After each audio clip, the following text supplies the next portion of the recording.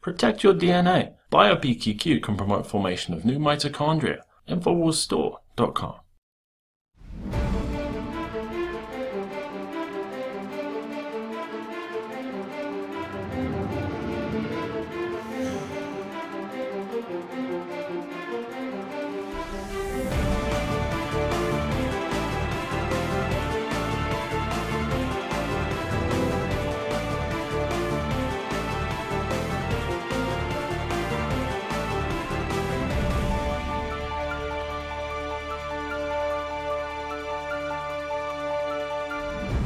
It's Friday, the 18th of May, 2012. I'm Alex Jones, and this is another edition of Infowars Nightly News. Tonight. They rape your privacy on the phone. They rape your privacy on the email. They rape your daughter in the airport. They rape your son in schools. How long are you going to sit and put up with being raped? Alex Jones speaks with FBI translator and 9/11 whistleblower Sibel Edmonds. Then, the war against our children. Another child is ripped from its parents and fed psychotropic drugs by Child Protective Services. Plus, Chicago prepares for the invasion of NATO as 40 federal agents man secret command centers outside the city. All that and more on the Infowars Nightly News.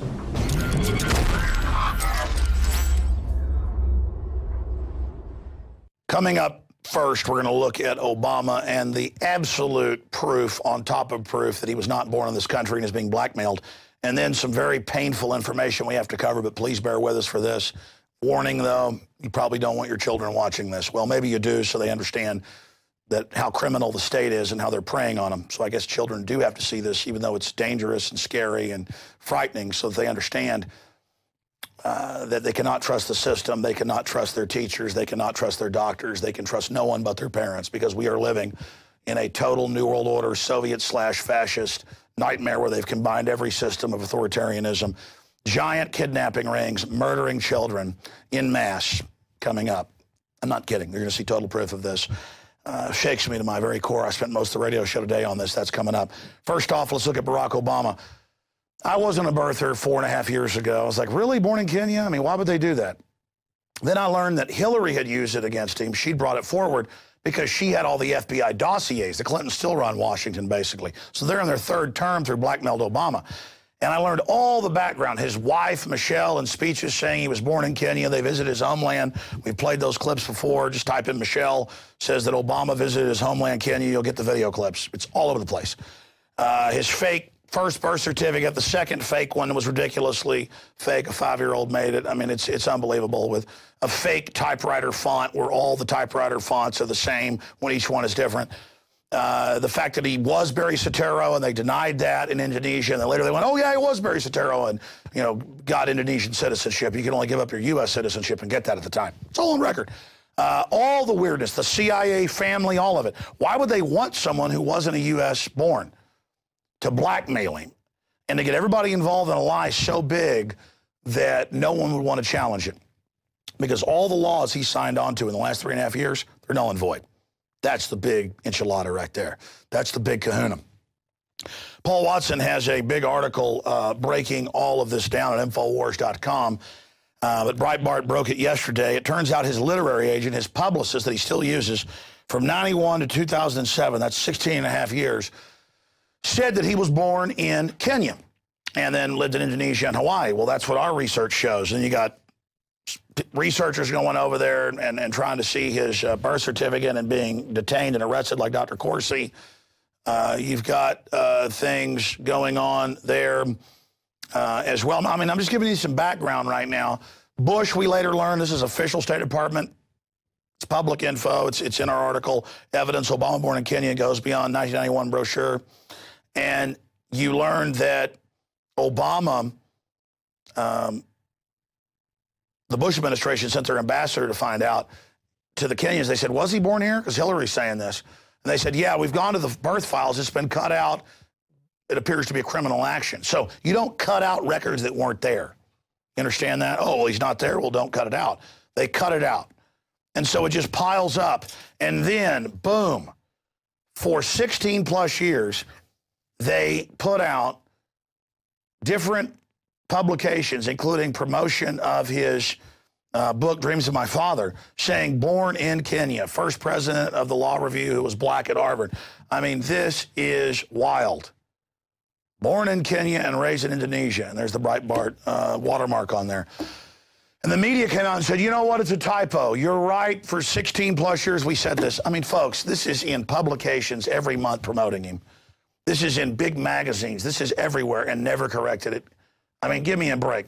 If the media said in the New York Times or Washington Post that I was born in Russia or born in China or born in Timbuktu, I would go on air and say, correct that. Man, we are in deep trouble. I mean, I already knew he wasn't born here, and we don't know who he really is. He's got all these other fake names, and all his records are sealed. But to really come to grips with, wow, we're right again. You know, I want to be wrong. You understand? I don't want it to be so bad. I don't want this to be true. We're the only teleprompter-free news in the country. You think I'm happy about that? Oh, we're the only teleprompter-free. Wow, that makes us different. Wow, we'll be successful. It means nothing I have 15 viewers and listeners a week, 3 million a day. Because it's conservative. It's over 1.5 million now on the websites every day.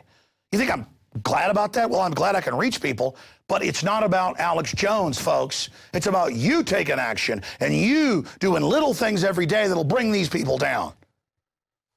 People are like, well, big deal if he's born in Kenya. What's the big deal? Folks, he's totally compromised. The Clintons wanted to beat him. Then they found out about this and blackmailed him at Bilderberg. I was there covering it. About to go again in a couple weeks, a week and a half. I can't believe this is already upon us. You think I'm happy to go to Bilderberg? I got to do it. It's a responsibility. You think it's fun? I don't want to scare you, folks, the stuff I went through last time. This is real is what I'm saying. That just blows me away. Within hours of this, the text editor of the big PR firm that he still is listed with came out and said, oh, I'm sorry, it's a mistake. That's where this whole rumor came from. Really, no one knew about this the last 4.5 years. It was all the other fake documents. So don't say the birther rumor came from your original information that was wrong. You understand how they spin things? I mean, what a transparent spin right there. The vetting, exclusive, Obama literary agent, 91 booklet, born in Kenya and raised in Indonesia and Hawaii. It doesn't get any more bombshell than that. Now, let's shift gears to what was my top story for over 2.5 hours, or right at 2.5 hours, of the daily radio show. Yeah, teleprompter free, folks. I'm going to stumble sometimes. Actually using the old noggin, not stuff the CIA writes and I read off a teleprompter. Think about this. We supposedly live in the freest country in the world, and we have 7+ million people in the prison system, double what China has with 1.3 million people. They have 1.3 billion people. We have 310 million people in our country, the most wealthy, powerful country in the world because we had basic liberty. It created incredible wealth. Now we've been taken over by the globalist parasites, and China, who has 1.3 billion people, has half the prisoners the United States has with 310 million. They've got like 9 times our population, roughly, and they have half the prisoners we have. This is not freedom. The CIA admitting they're spying on us without warrants and operating domestically illegally. That's not freedom. Street lights going up nationwide with your taxpayer money to listen to you and watch you, and the system saying, yeah, we're watching you and listening to you, better shut up. Banning free speech and protests in Chicago because the globalists are coming to town. That's not freedom. TSA sticking their hands down your pants. IRS taking houses without warrants or due process or real courts or proof for the Federal Reserve. Fraud. Banks taking people's houses when they fully own them without deeds. Total fraud. We're not in Kansas anymore. We're not in the Republic anymore. People go, well, don't bash America. I'm not. I want to get our Republic back. And to do that, we've got to admit just how serious things have gotten, just how hardcore things are. Now, I was supposed to be in a debate this morning with Tucker Carlson on the radio at 7 a.m. on a syndicated radio show, Bubba the Love Sponge. And I was watching videos on Infowars and got so upset when I saw this first video of a little girl, 3 years old, healthy and happy in videos, and like a Skeletor concentration camp victim with pus coming out of her eyes and black teeth and totally skinny after CPS grabbed her for no reason This is in Houston. This is on Fox News, and put her on antipsychotic drugs that literally eat your brain. I got so upset that I didn't even do I just forgot about the debate and went, you know, I already knew about all this. I already know they drug over 2/3 of foster children, kill thousands a year just in Texas alone. There's been WOAI TV investigations, but nothing's ever done. The Texas Youth Commission, they had public rapings where people went and paid at the CPS facilities to rape small children. That all came out 5 years ago. Nobody got in trouble for that. And all this stuff's just flashing back all over the country. 3,400 kids missing, CNN reported in Florida. Many of them found dead in CPS custody. I mean, all flying them out of the country to Saudi Arabia.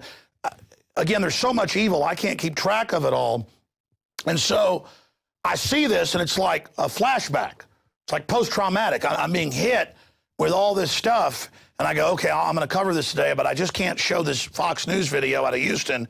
I've got to go show them some of the background. So I start sending stories to the guys about them taking little kids and testing pesticides and radiation on them a few years ago. This isn't going on in the 50s till they die. And U.S. troops being put in chambers to be nerve gassed and murdered. And I'm thinking, my God, this government is so criminal. How did I ever deny to myself just how out of control this is? I'm not hardcore enough. I'm not doing enough.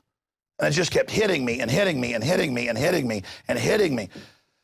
That we live in a crazy Twilight Zone episode. But I mean, Hitler killing tens of millions, Stalin, Mao, Pol Pot, Fidel Castro, it goes on and on. This is the norm with these scum we let get in control and do what they say, because in our evolutionary development, or whatever you want to call it, we do what the leader says. We believe the chief wants the tribe to survive. That was the case 10,000 years ago. It's not the case today. And we've got to grow up and realize this. I mean, you look at the stuff that Hitler and Mao and them did. I mean, it's like, why would Mao kill 60+ million people in just a few years? Because he could. He did all these evil things to get into power so he could do that. A psychopath that kills a few hundred when they're just a general is going to kill 1 million when he gets in charge. Don't you understand that? They do it because they like it. They do it because they enjoy it. They're like, Jeffrey Dahmer, why'd you kidnap little kids and torture them and inject them in the brain to make them sex zombies? He's because I like it. Ted Bundy, why'd you do that? John Wayne Gacy, why'd you do that? Because I like it. Why'd you grab teenagers and torture them and kill them? Because I like to. They're just psychos that get in control, and they hire other psychos and create these giant colony creature guilds against us. Good people have to get together. See, good people are not joiners. We're not looking for power. We just want to be happy and good. We're not malfunctioning. We're not cancer cells. But what happens on the low level, the small microscopic level, happens on the giant level. And so as a globe with the skin of life growing on the surface of it in this thin atmosphere, the planisphere does have a cancer. The globalists are always saying humanity's a cancer, it needs to be killed. They're actually the cancer. The tiny group of elite are malfunctioning and keeping the human destiny from fully reaching its potential. They are the cancer. They act just like it. A normal person who doesn't have degenerate programming is like, you want to wear black uniforms and beat people and spy on folks and have big martial parades and give each other awards all day? I don't want that. That's because you're normal. But for them, it's beautiful. Do you understand that? And so I saw this report we're going to get to at the end of this where they grab people because the parents smoke marijuana or whatever. And you know when you go in to get a medical procedure now, they do a blood test. They don't tell you have a right to remain silent without a warrant for getting your blood. It's all through the health departments that were eugenics departments set up in 1910, 1915, depending on the city, depending on the state, where they're all spying on you. So when you have a baby, you got plenty of money, you doing all right? Oh, we're making ends meet, coming for your kids. Because you're poor now. See, they want your kid. They're hunting you. They're after you. This is the system. Now, conservative estimates of the 1 million+ children grabbed a year, over 50,000 nationwide end up dying in government custody. We've got the numbers up in articles at Infowars.com. Now, just bad drug interactions are over 100,000 a year, the government admits. 69% or over 2/3 are put on psychotropics, an average of 7, including antipsychotics that cause permanent brain damage. And you see these children, I mean, they kill them. Once they start having the convulsions after 7 drugs, then they put them on anticonvulsants. They know in actuaries it's going to kill a large percentage. They then even take insurance policies out in the government on them, like Walmart does with those greeters. Oh, it's so nice. They hire the old lady. You wonder why she looks like she's about to die. They know in actuaries the payout. They can put a couple mil on her. The family never even knows about it. And when she dies while she's working with them, they take the insurance. Oh, you thought they hired the 81-year-old lady who looks like she's about to die on a cane to say hi to you? She's there to die to make them some insurance cash. Oh, but they're cold-blooded. See, you're not ready to wake up to the full horror, so you're not going to be able to resist them. Knowing is half the battle. The devil's greatest trick was he didn't exist. So I'm sorry this is so hardcore, but this is the facts. Now, first I thought we would, before we get into all this evidence of the current stuff, Bayer Corps Science, Crop Life America, Human Pesticide Testing Policy. And I first learned about this 6 years ago in a New York Daily News article that's been taken down now, but we have it saved at Infowars.com, where they were taking little black kids, I mean, and others, but mainly blacks, and testing pesticides on foster children until they died. And the little kids would try to escape, one 7-year-old, and they strapped him down and gave him the pesticides and killed him. And the CPS workers had a moment of clarity and came out and said, we're not going to do this, and tattled. They got fired. The killing continues. So there is that report. I can show you a document cam shot of that. And Bayer Corps Science plotted human pesticide testing policy. And because when this came out in 2005, they were killing people with pesticides. They tried to get a law passed or a policy passed that they could do that. And we have links. Just type in foster children pesticide. You'll get all the mainstream news. But they're like, oh, it was kind of not nice to kill them, but they did. Nobody gets in trouble. Okay. Here's another one. This is Associated Press, saved at Infowars.com. It's part of the First Amendment to defend us against tyranny. Feds tested AIDS drugs on foster kids, lethal ones. You know, it's the AIDS drugs mainly killing people. These are like hardcore, basically chemotherapy drugs. Again, this all broke in 2005. The rabbit hole went very, very deep. This is Organic Consumers Association alert EPA to allow pesticide testing on orphans and mentally handicapped children. Again, that's after they got caught, like when Bush got caught spying without warrants or torturing, which was illegal. He tried to then get it legalized. Remember, that's standard policy, so there's the Associated Press. Here's the Israel Insider we have saved. In my film Endgame, we have local Israeli newscasts. 110,000 children were radiated. Over 40,000 of them died. They give them different dosages. The U.S. paid for this.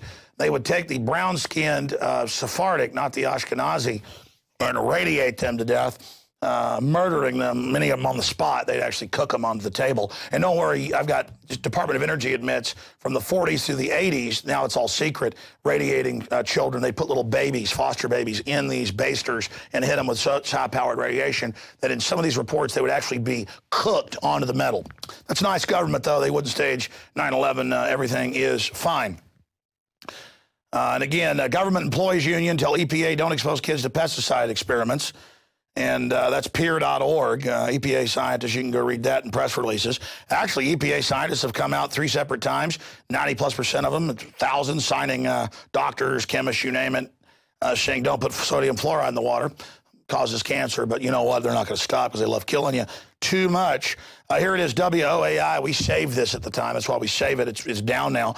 2 out of 3 foster children in Texas on psychotropic medication. A doctor in the system here, we played the newscast at the time, went public and said, yeah, I've seen kids come in totally healthy, and within 6 months, they're on 7 drugs. Within a year, they're on anti-convulsion drugs, and then they die. So because they get more money when they make them special needs. And if you're 2, 3, 4, 5, 6, 7, you cry for mommy when they take you into a big, dirty facility with all these other kids raping you, 7 times more likely to be sexually abused, Justice Department's own numbers, and CPS care, 7 times more likely to get an STD, 5 times more likely to be generally abused. When you come out, 5 times more likely to end up ending up in prison. Unless you become a CPS worker. The weird thing is a lot of them become CPS workers because it's part of the pedophile network they're now part of. So we've got a guest audience today. Aaron's mom's here today. I'm afraid she's hearing for a particularly hardcore show. But you're down from Houston way, aren't you? You're down in Sugar Land. Right by you in Houston's one of their main kidnapping facilities. Good to see you, though. Good. We have the Endgame video. Before we go to more articles, let me just show you. When we were exposing this in 2007, and I had medical doctors and others on, people like Dr. Breeding were, he's a psychologist, were at the state hearings. He said, you need to go dig it up. I was there. There should be an online video. The head of the state board, the head psychiatrist said, yeah, we do have 2/3 of the kids on psychotropics. Suzanne Hupp, representative, you know, she survived the Luby shooting. She said, hey, 2/3 are on these drugs and they're dying from them. I mean, how do you just take little kids and put them on drugs that aren't even approved for people, you know, under the age of 10? And he goes, they come from bad gene pools. A eugenics answer. So let's go to a clip from Endgame. The United States and England are currently testing pesticides and highly toxic experimental drugs on tens of thousands of healthy foster children, many of which die as a result of the experiments. By 2007, more than 20% of the U.S. population were on some type of prescription antidepressant. But in the case of foster children, a sector where the state has total control, at least 2/3 are forced to take a cocktail made up of, on average, 7 psychotropic drugs. Chairman of the Texas Society of Psychiatric Physicians, Joe Burkett, testified before the State House Select Committee hearing on psychotropic drugs in foster care and shocked the public when he said that 2/3 of foster children in Texas had been placed on psychiatric drugs because they were very, very sick from a bad gene pool. A lot of these kids come from bad gene pools. They don't have stable parents making good decisions. Besides the gene pools, they've then been traumatized by abuse, neglect, and problems, and then they've been traumatized by separation, and all those things predispose to mental illness. The Western world is now implementing eugenics pre-crime policies. Fetuses are now being pre-screened according to family histories of crime. From Portland, Oregon. When I was in the movie theater and first showed Endgame, people laughed, and then I showed more articles, London Guardian, where they drug the woman to get the baby, and it's drugs that cause brain damage. 3 U.S. states have been doing it for 5 years. Oregon was the first, and now England's doing it. And at birth, they put cameras in many of the homes now of parents in a pre-crime, and if you don't, the baby if you ever do anything wrong, they go throw them in a big dirty dungeon with pedophiles. I'm not kidding. Again, this is what's all going on under everybody's nose. My words cannot describe to you what I've personally seen fighting these people. And I'll be honest, it was so horrific that I had to quit or I would have become violent. I had to quit going and physically looking at them, because when you're in a room with a bunch of them laughing with a crying family for no reason, and the kid's crying and they're getting off on it, and you can tell they're taking the kid off to rape them, let me tell you something. I mean, let me tell you this, and by the way, if this is freaking you out, it should. This is going on everywhere right now. Over 1 million kids they get. And they always have ads and TV. Oh, this was a bad parent beating their kid. There are bad parents, but they're many times more likely to be abused by the system. You understand? Statistically, it's a no-brainer. 5 to 7 times better off getting rid of the CPS entirely. In the old days, if somebody saw somebody really hurt their kid, there were criminal charges. Or in the old days, if your neighbor saw you really hurting your kid, you come over, hey, Bill, you shouldn't be doing that. You got a problem at work. You want to do that? Do that to me. And that's what it's come down to. The state is a bunch of scum. And look, all the literature, they say they got bad gene pools. Eugenics never went away. You know, that's what Hitler did. He got it from the U.S. and England. 35 states, if you made less than a B+ in school, they sterilized you. Endgame, I have copies of the newsreels and the report cards.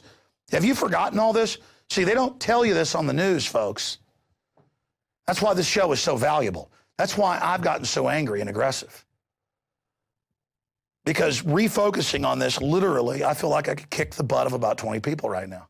And that's my normal instinct when children are being hurt by a saber-toothed tiger or by a tribe that's invaded your area. It's time to stomp and go after some people. That's a normal instinct. How did you lose your normal instinct that when you hear a baby squeal, whether it's a bear or whatever, our ancestors killed cave bears twice the size of grizzlies with their bare hands and with spears. Our ancestors defeated all of what nature challenged them with our minds and our guts. And now look what we've become. We let our own species do this to us. I don't know what's wrong with you out there, but it's time to get angry. It's time to recognize the enemy. And it's time to come after them in the info war, to identify them as the criminal guilds they are.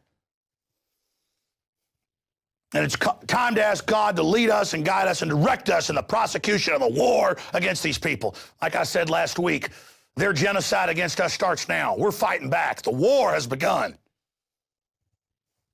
And when they kill us and shut us down and persecute us, it only makes us stronger. We're drawing the enemy out. How can you sit there and worry about your reputation and your career while they're raping kids right now? And those kids are begging for help, just like Kelly Thomas begging for his daddy as a full-grown man as the wolves tortured him to death. None of us are safe until we stand up. What is wrong with you? I know, sodium fluoride, massive brainwashing. It doesn't matter. You still got the human destiny in you. You still got the instincts, and they can override all that right now. My problem is I got even more here. Look at this. Texas foster care investigation. Child as young as 3 are drugged with antipsychotics. Folks, you can't even give these unless it's state-approved to psychotic people because they eat your brain. We got that report. And here's the one that sent me back down the rabbit hole of looking at all this information. 3-year-old CPS are overprescribed psychotic drugs. Overprescribed? They're not even approved in people under 10, antipsychotics. Under 5, they don't care. Hundreds of thousands are on it. Over 2/3, they take little kids, and when you cry, the big fat demons, they don't feel like raping them, which is most of them. They just sit there and warehouse them, and it's. I got articles where they're drowning all the time, being killed, being raped, being sold into sex slavery. CNN reported like 5 years ago, 3,000 plus missing kids in Florida, and they started finding them with their heads chopped off in different countries and in graves. The story just went away. I mean, the big thing is they fly these little kids out and torture them and rape them, and I'm bad because I don't like that. I'm bad because I still got red blood and will face the reality. I'm bad? No, you're bad out there making jokes about this. Let me tell you, those that serve this evil consciously are one thing, and they're going to get theirs. But those of you that think all this is funny, let me tell you, that's why you're so miserable and cursed. Let me tell you, you will be brought to justice one way or another. I know it, okay? I have total certainty. In fact,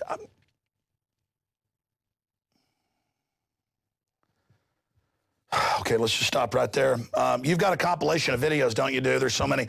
Let's go to a compilation. You can watch the whole thing at MyFox. 3-year-olds and CPS care overprescribed psychiatric drugs. It's like, oh, the robber overprescribed bullets he shot into the child's body. He shot him 50 times. He only should have shot the child 5 times. You know, or you know, the robber only hacked the child up with you know, should have hit him with a hatchet 6 times instead of 45 times. Let's go to a compilation of these. I've always told you, I mean, I've seen the CPS. It's either fat, pot-bellied, little skinny mustache pedophile archetype men. That's a small drone sect. It's mainly giant fat women. Half the brigades are black. Another 40% are white brigade of pot-bellied women, giant people. I mean, I'm not bashing fat people, just it's always the same. I've fought these people. They always gibber, giggle, love it when families cry, suck up the pain. Well, they're psychic vampires. That's what they are. They're psychic vampires. And, of course, these demons are going to wonder why they get cancer when they're 42. I mean, in fact, I can tell you right now, these women, you enjoy your life because you've got an express elevator to hell. Okay? But that's who these people are. Yeah, it's faces of death. And again, nothing against people that are fat from all the poison GMOs, the rest of it, Lord knows I've been. I'm saying I've never seen a CPS worker that didn't look like a brain bug from Starship Troopers, okay? And I mean, that's all I've got to say. And that's because it's a spiritual thing. And again, I've been in the courts. The enjoyment that they get is incredible. Let's go to the faces of death, what they do to a little girl. I know I shouldn't talk bad about them because they're the little girl they keep grabbing because the mommy got tested positive for marijuana or whatever. You know, no criminal record, kid's fine, this is what you do to them. And then you put the kid on a bunch of drugs and turn him into a drooling zombie. Let's go to the crimes against little girls right now. Here's a picture of Rachel that was taken 1 week before CPS took custody of her.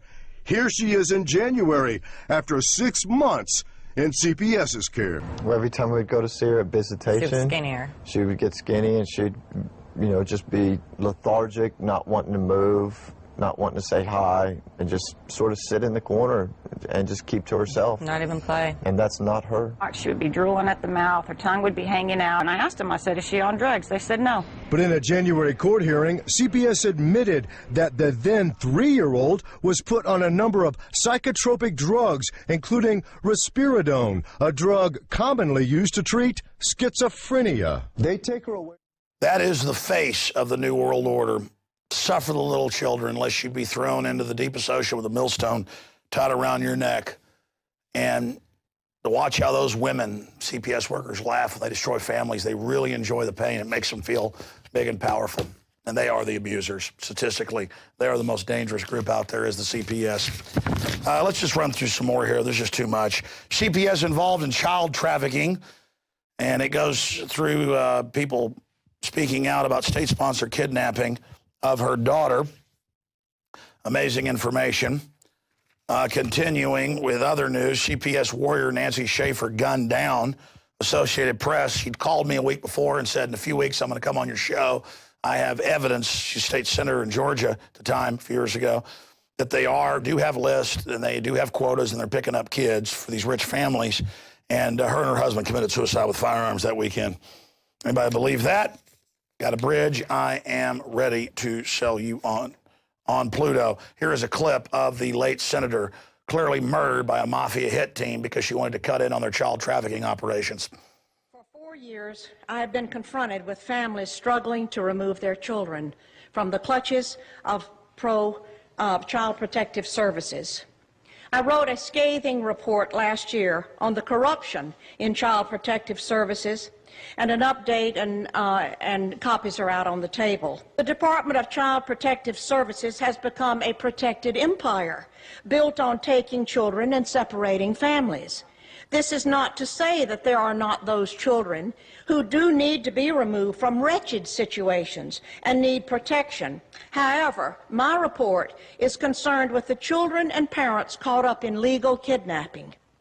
Having worked with probably 300 cases statewide and hundreds across the country, and in nearly every state, I am convinced there is no accountability in Child Protective Services.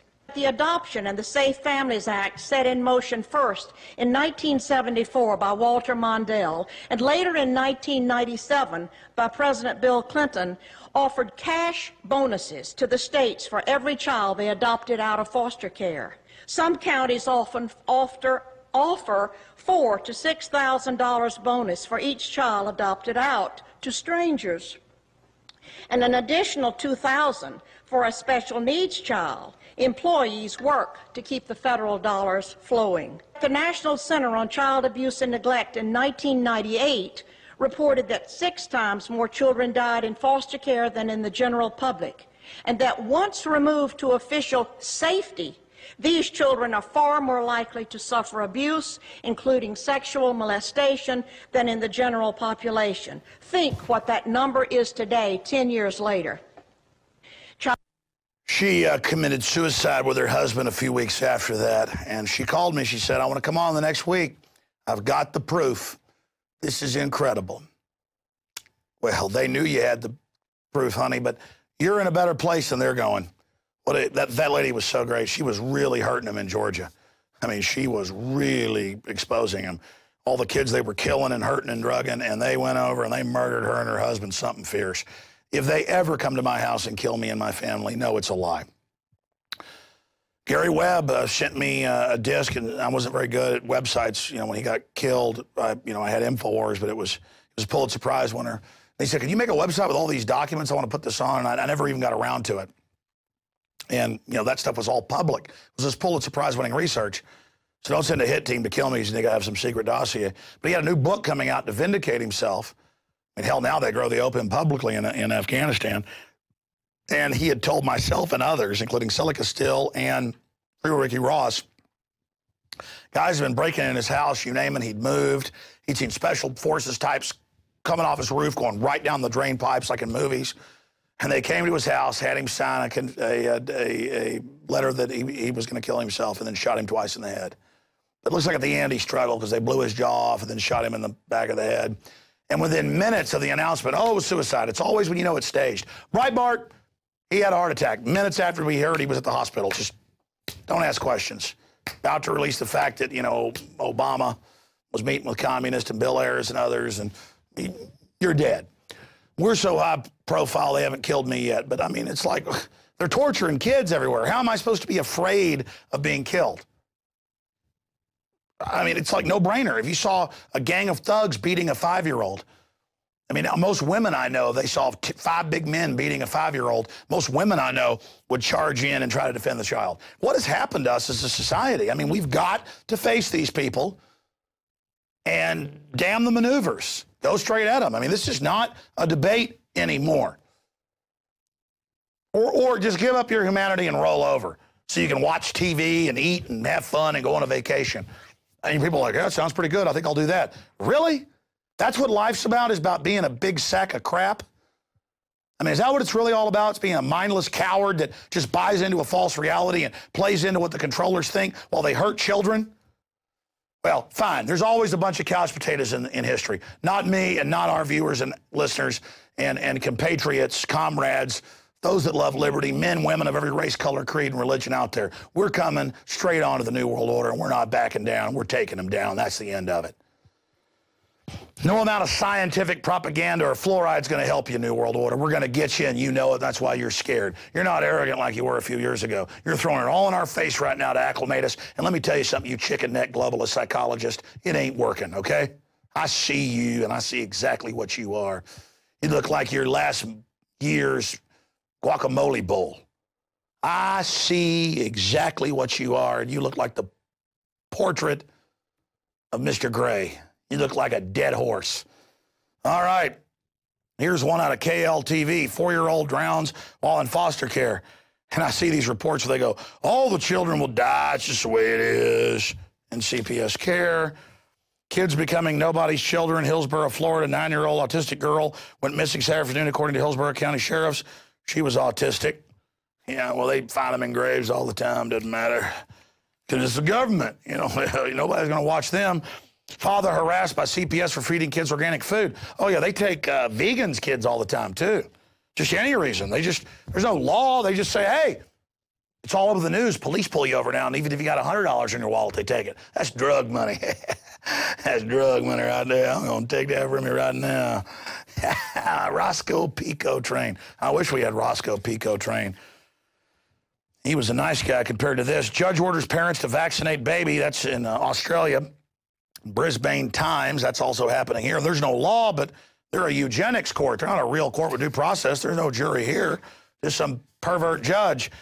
Continuing, pediatrician calls state trooper Child Protective Services on mother for refusing to vaccinate child. Another report right there. That's just some of what's going on, and they are killing thousands of kids a year. It is a Holocaust. They are murdering them en masse. And are you their champion? Will you stand for them? Will you defend them? Will you not watch the baseball game tonight? Will you not go act tough with your buddies and walk out with tattoos? I'm not saying your tattoos are bad, but you know what I mean? And act tough at the bar and look at your motorcycle. I'm tough. And if you're like, so what? They're killing some kids. I'm going to go see my girlfriend and act tough. Okay. Now you're aiding and abetting it. Now you're part of it. Because that's why I'm here. I'm here to make sure you were told and had a choice. Feel that little tingle back of your neck? That's your soul getting in the elevator to go straight to hell. You don't believe in hell? Your dark energy is going to go somewhere. And it sure isn't going to go towards the light, is it? I don't care what religion you are. There's good and evil, ladies and gentlemen. And you will pay. You're like, oh, I don't believe in religion, spirits. We're on a planet going through space here. You looked around you. Magic's all around you, ladies and gentlemen. This whole life is a test. I've seen things you people wouldn't believe. And I'm not going to even sit here and talk about it. But let me tell you something. This stuff's real. Devil went down to Georgia. That's real. It's all real. All right, let's go ahead and get into the news here tonight.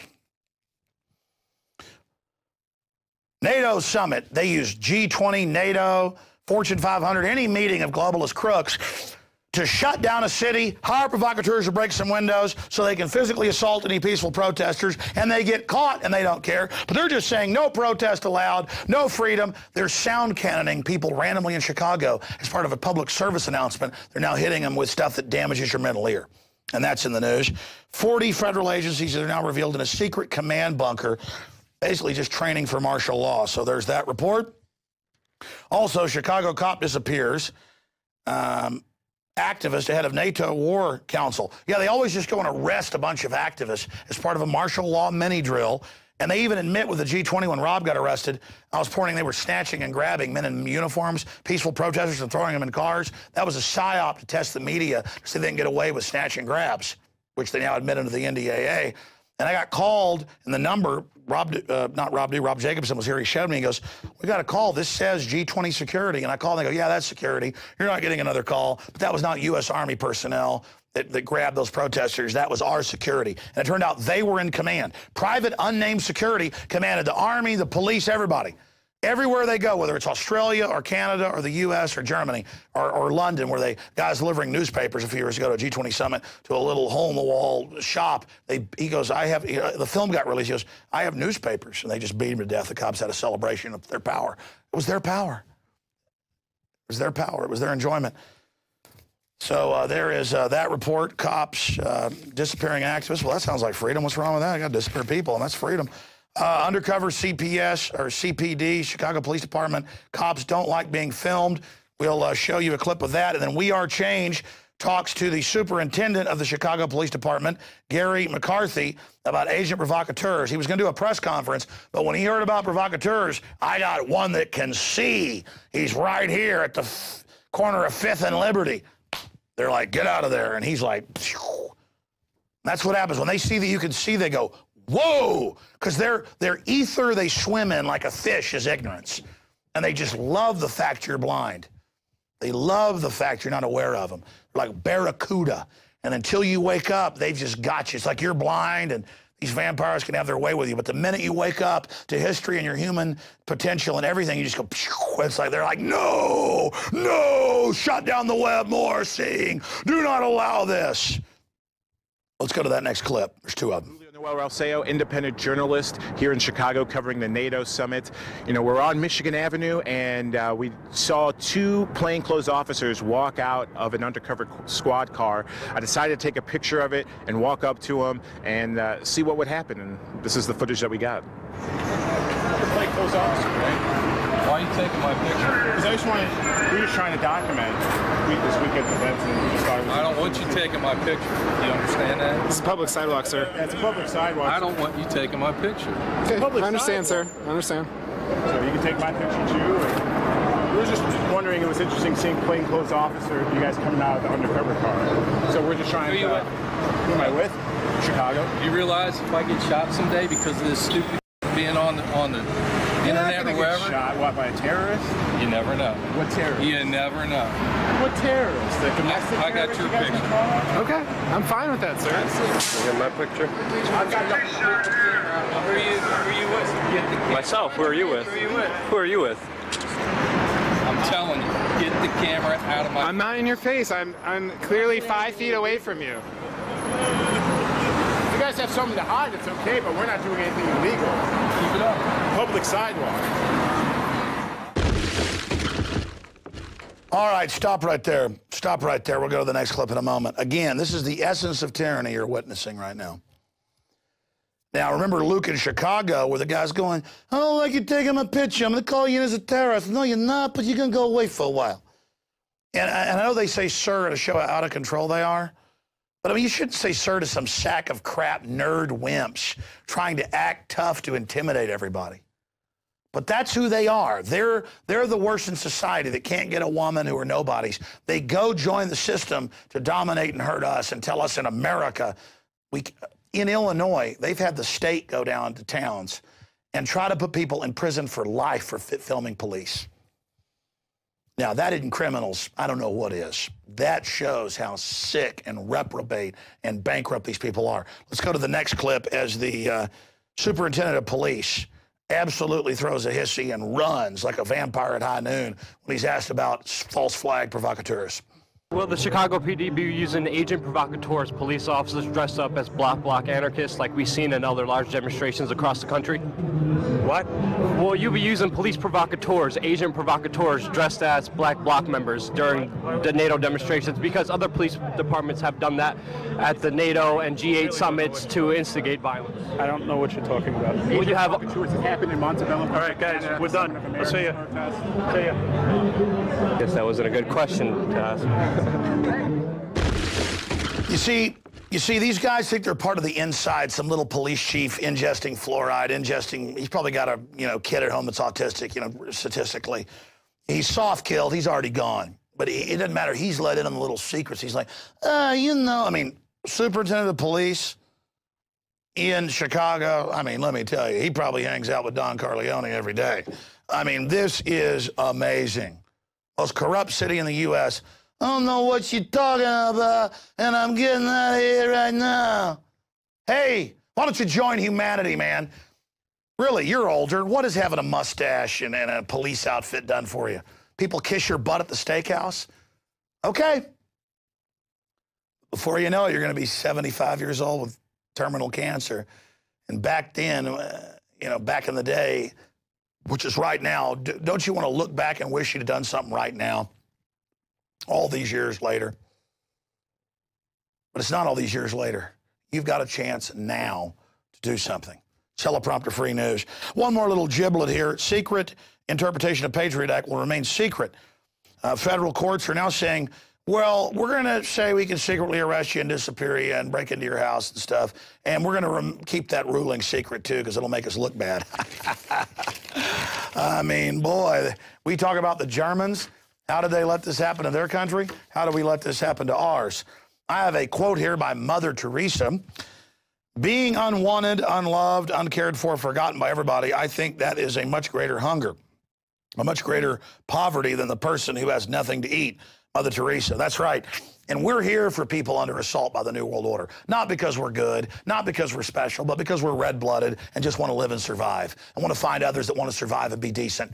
We don't hunger after raping children and stealing property and dominating people and telling people there's no First Amendment. We don't hunger after selling deadly prescription drugs. We don't hunger after endless wars and black uniforms and cameras and power, because we have power.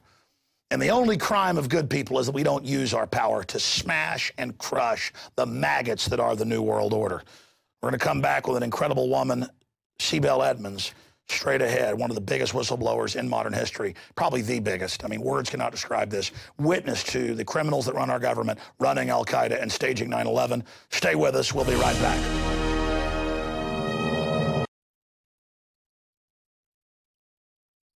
Poisonous, and well, we resist them via a free market system. Hello, my fellow info warriors. Alex Jones here, introducing you to the ProPure family of gravity-fed filters. Now, you know that the globalists are filling our water with radioactive isotopes, fluoride, lead, mercury, arsenic. And one of the few systems that can efficiently and economically remove or reduce down to non-detectable levels these poisons are gravity-fed filters. And ProPure is the top of the line.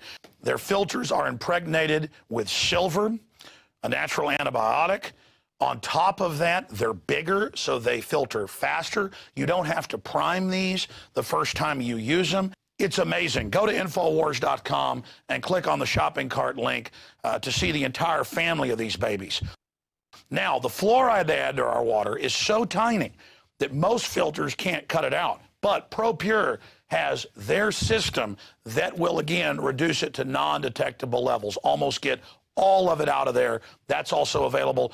And if you look at the different systems they offer, the ProPure Big Brush Finish is on a stand, so it's easier on a table or at your restaurant or wherever you have it to go up with a glass or a mug and fill it up. Then there's this big baby right here, the ProPure King large version. Got a lot of different options that come with it. Also, they have the ProPure Big, probably one of the best values out there. And of course, it's burnished stainless steel. And then what I use on my RV, something that's great for your hunting cabin or the back porch, is the ProPure Traveler. Small and portable, but packs a huge punch, cleans out all that garbage. They also have a glass sight spigot, so you don't have to take the top off and look in the bottom area to see how much water. You can see how fast it's filtering with this optional system. The globalists obviously are hitting us through our water. It's time to take control of our lives. It's time to not give our children and families these poisons, and these systems cut it down to non-detectable levels across the board. ProPure is the name. I only promote what I believe in. And I use ProPure in my home and my office. And I recommend that you check out the information on ProPure at Infowars.com. We already have the lowest price at Infowars.com on the ProPure gravity filter system. But when you add in the 10% off when InfoWarriors use the product code WATER at Infowars.com, nobody can top it. So again, it's a win-win-win. Stop drinking the poison water, checkmate the globalists when it comes to your health, and support Infowars.com and the work we're doing here. You know, many revolutionaries rob banks and things and kidnap people for funds. We promote in the free market the products we use that are about preparedness. That's how we fund this revolution against the New World Order in our move to restore our constitutional republic and a spirit of 1776 worldwide. Check it out at Infowars.com. ProPure, top of the line, #1, most powerful and effective and economical gravity-fed water system in the world. ProPure, available, discounted at Infowars.com. Don't forget product code WATER to save 10%. It's the latest generation, years in development. ProPure is the name. Welcome back to this special edition of Infowars Nightly News. At the end of this next interview, we've got something really special coming up, so be sure and stay with us. But right now, we've got something incredibly important. They call Daniel Ellsberg of the Pentagon Papers, the most famous and most important whistleblower in modern U.S. history. Well, he just leaked some CIA Rand Corporation documents that the war was being lost in Vietnam and was really just about war profiteering. And so they wanted it to keep going forever. And the objectives that they had claimed to bring freedom had nothing to do with it. It was about opium and a lot more. Quite frankly, what Daniel Ellsberg talked about pales in significance to Sibel Edmonds, a FBI translator going over top security clearance, NSA intercepts. She went to work for him 3 days after 9/11, and she looked at intercepts from the mid-90s right up until 9/11. And what she saw blew her away. She went to Congress and was gagged. The information that she was able to see confirms everything that we've reverse engineered on the outside, that 9/11 was a synthetic false flag staged event. Al-Qaeda is a creation of Western intelligence to menace the West so they can take our liberties, but also bring down other regimes in the area that try to be more sensible and build up their society.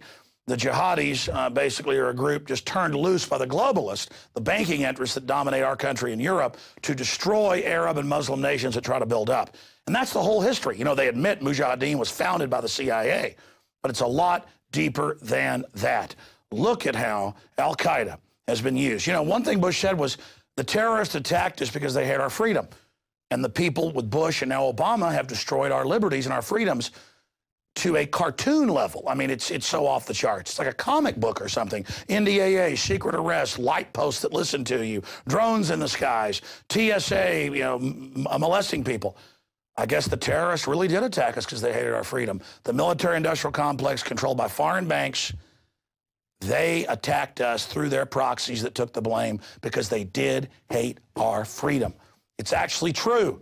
The terrorists did attack us. It's the criminal elements of the government and the megacorporations who are the terrorists, and they do hate our freedoms because our freedoms and our Bill of Rights and due process would put all of them in jail for the insider trading, the trillions in banker bailouts, and the looting and criminality we see right now. And all over the world, an iron curtain of tyranny is descending over nations under the guise of 9/11 and terrorism. But in the front of the paper, not even in the back, they admit Al-Qaeda are heroes in Libya, funded by NATO, the CIA, Mossad, and others, and now in Syria. The U.S. Ambassador Rice to the UN, she said 2 weeks ago, she said, Assad, there'll be more bombings of your government buildings if you don't step down. And who's bombing them? Al-Qaeda, trained in Turkey and other areas and brought in by the United States, the so-called U.S., the criminals that have hijacked us. And all this is done in our name. The lady we're about to talk to is an inside whistleblower who witnessed this, and they've threatened her with jail time for violating national security. That national security now means their criminal actions if she exposes who Al-Qaeda was really working for on 9/11. And she has a new book out that we're going to be telling you about as well. But even the ACLU calls her the most classified woman and one of the biggest whistleblowers in history. And again, we have to pray for her and support her and get her book because she is right now facing the potential of them threatening to come arrest her for publishing this book. Sibel, good to have you on with us. Thank you for having me on again, Alex. Well, we had you on the radio yesterday, but now I just want to sit back, and I've got some questions later, but in the next 15 minutes or so, you've got the floor. Okay. Go ahead. Start with a question, and I'll get going. Just tell people how it all began. I mean, because last time I directed the questions. In this interview, I want you to be able, you know, if you were addressing millions of people, which you are, I'm asking you, what would you say to them? What's most important in your huge story that's been confirmed? Well, the most important thing is, what is our government doing? What has it been doing? And why they have been covering up what they have been doing for so long. Because, you know, if you're not engaged in something really wrong, outrageous, you won't have this need to cover up. You won't have to classify 5 million documents every single day. That's what they do. There are billions of documents. These are government documents. This is supposed to be the government of the people, for the people, by the people. So if you have billions of documents kept secret, if you have the government who issues gag orders on government insiders who come forward and dare to report on government's own wrongdoing, criminal operations, criminal activities, waste, fraud, abuse, how can this government be a government of the people, for the people, by the people? You have all these classifications, all these cover-ups. You have gag orders. We have had, since Obama became president, we have had 7 government whistleblowers prosecuted. Look, even Dan Ellsberg didn't go to jail. And guess what? Outside Dan Ellsberg, we haven't had a whistleblower that has been indicted, ever. And just in this short period, we have had this president, the so-called liberal president, that has convicted 7 government whistleblowers. Their crime? Coming out, letting the public know that their government is engaged in criminal activities all over the world and here in the United States, whether it's torture, whether billions of dollars.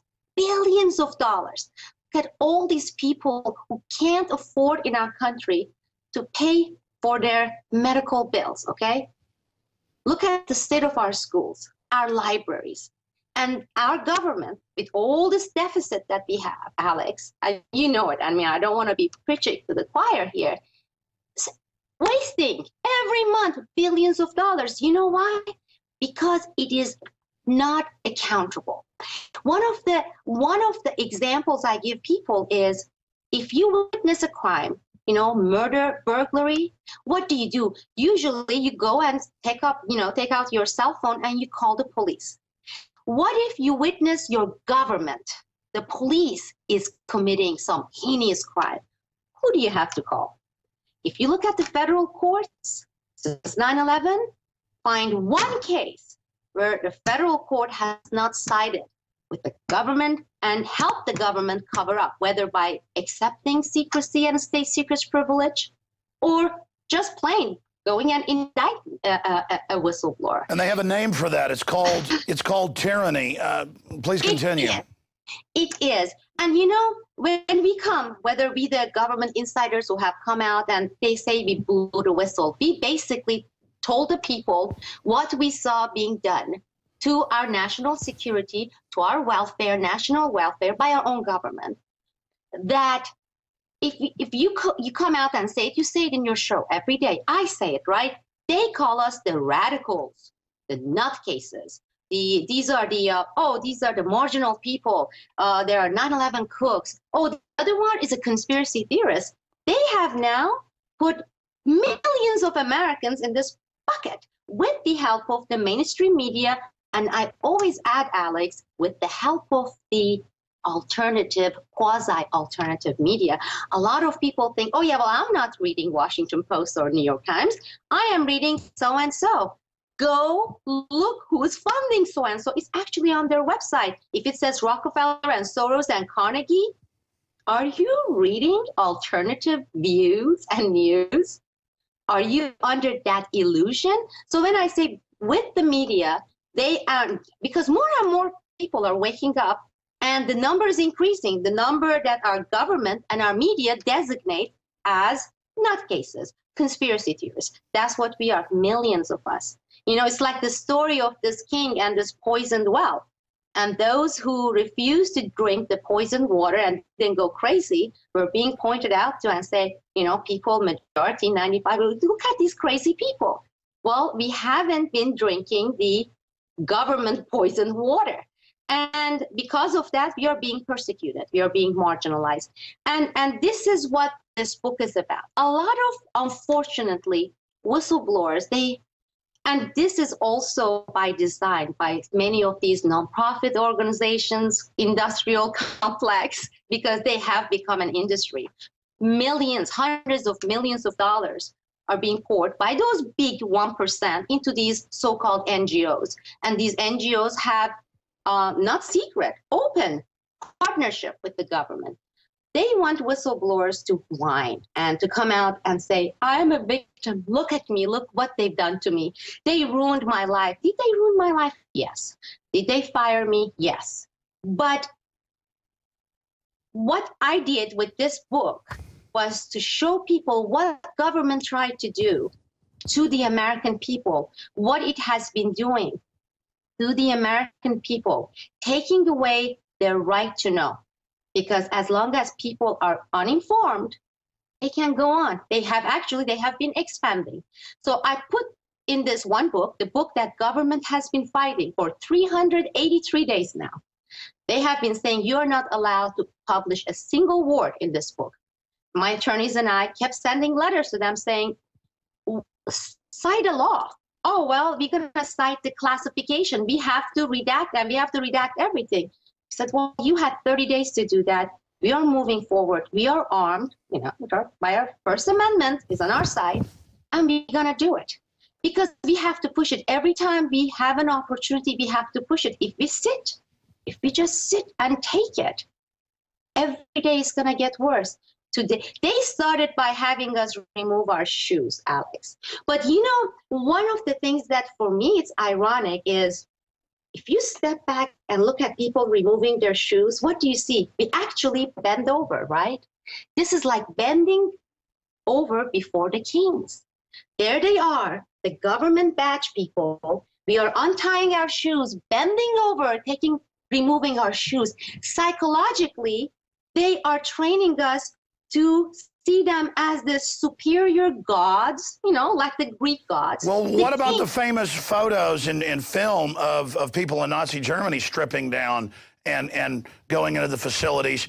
It is psychological warfare. You take the shoes off, then it's the belt off, the coat.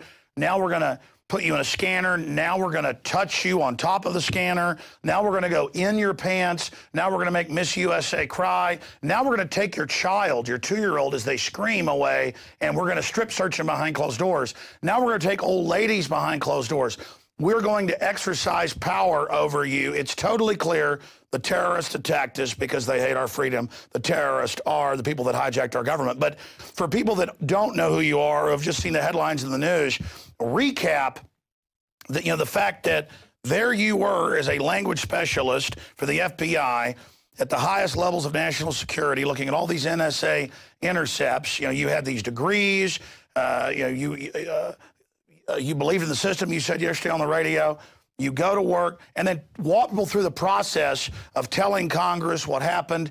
And for those that don't know, when you've worked in the national security system, which is actually the national tyranny system, you know, secure the criminal takeover, but you don't know it. When you work in there, now you've signed all these agreements.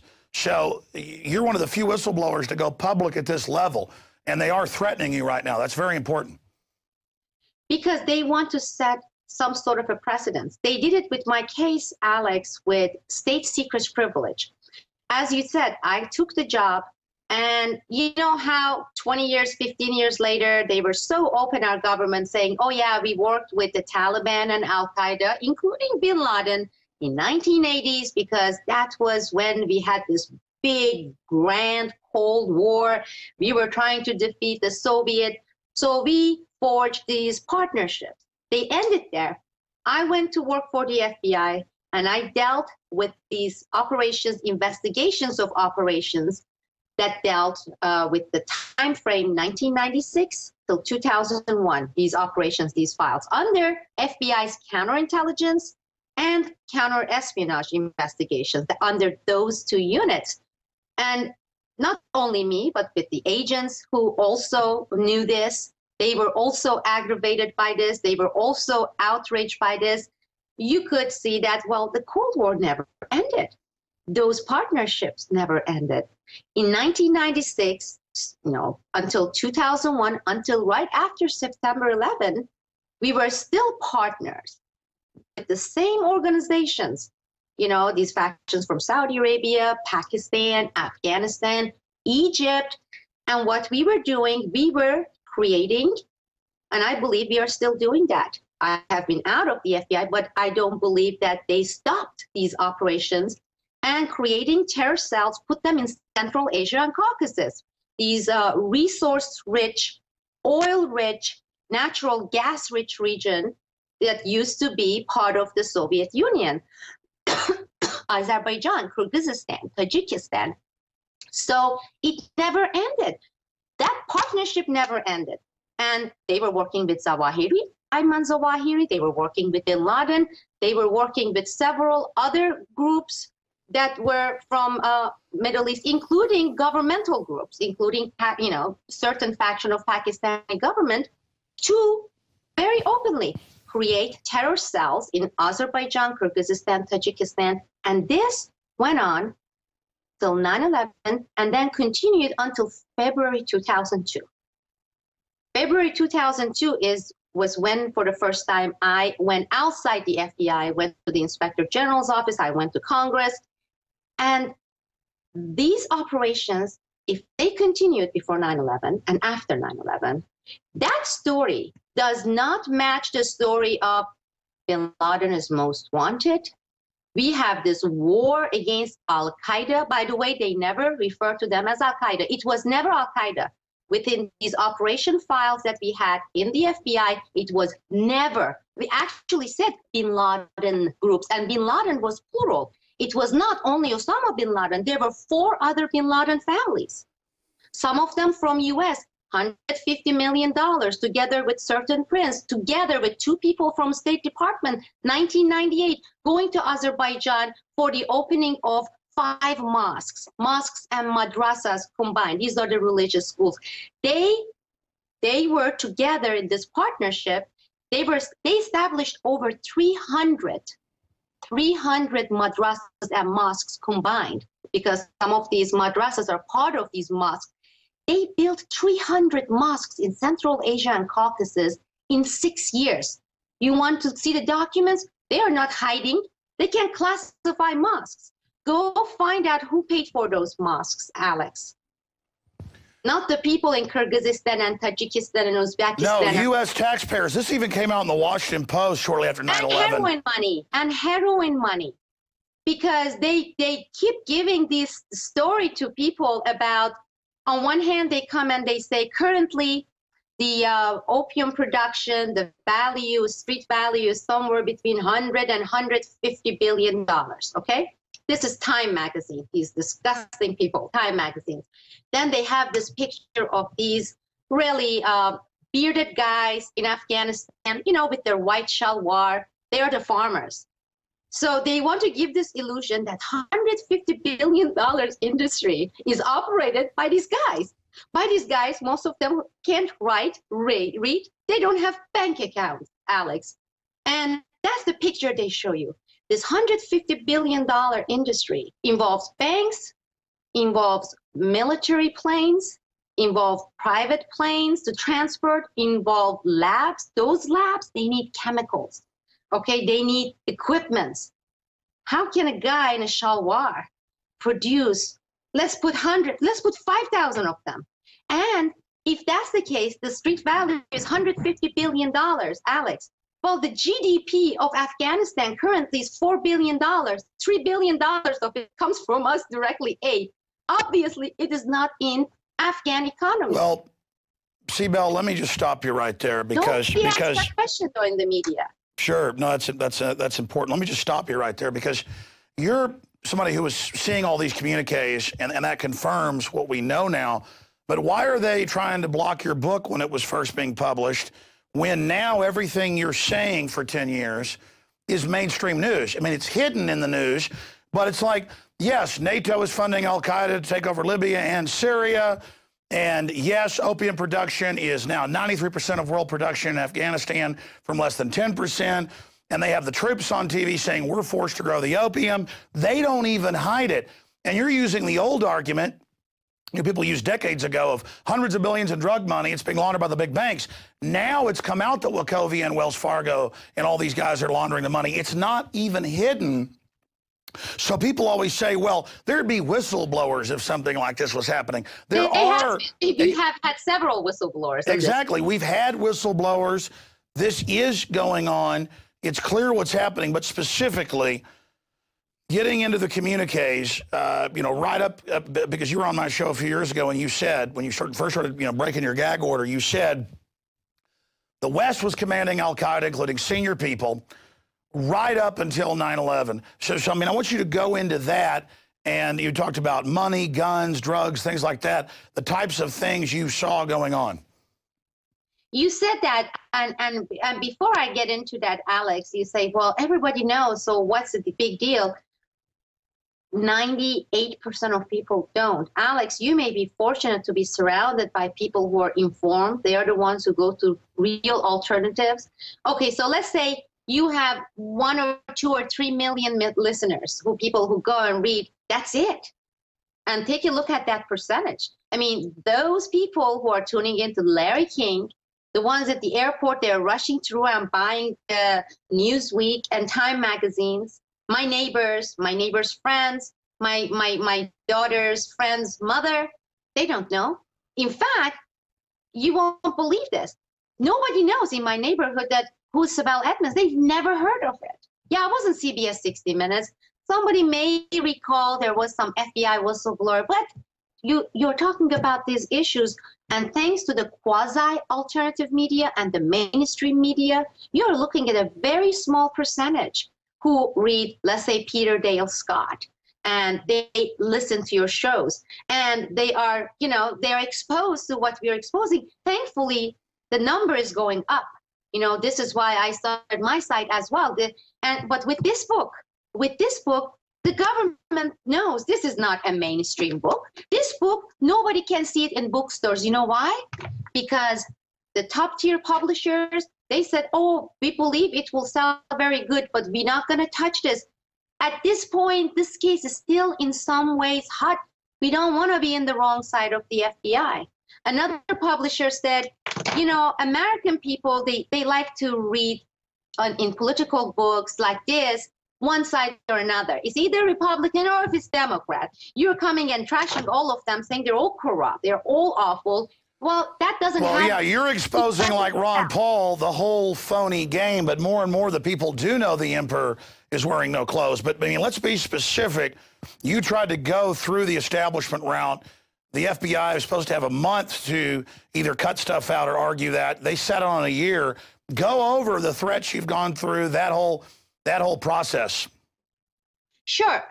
See, I started working with the FBI 3 days after 9/11. This is September 14, September 15, 2001. I am naive. I have a master's degree in public policy. I'm a first-generation immigrant. I'm a great believer of this great nation of separation of powers and system of checks and balances, freedom. I mean, I was active, my family. I mean, if you read this book, you understand where I come from. My father was tortured by Iran's Shah, okay? His toenails were pulled. He was a surgeon. He was a doctor. Do you know why, Alex? Because in his possession, he had 2 books. One of them was Steinbeck, okay? So that landed my father in jail.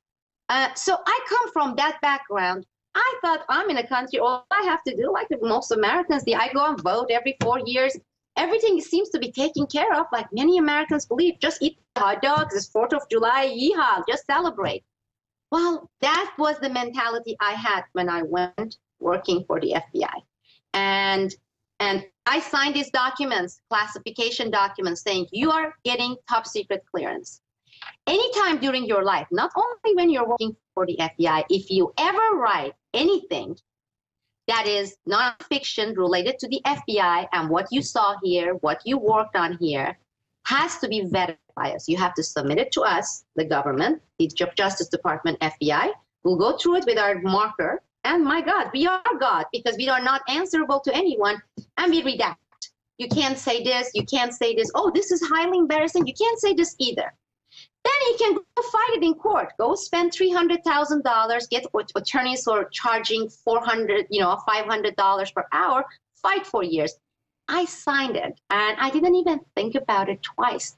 Today, this is just a side note, Alex, we have over 6-7 million people in America who have, top secret clearance.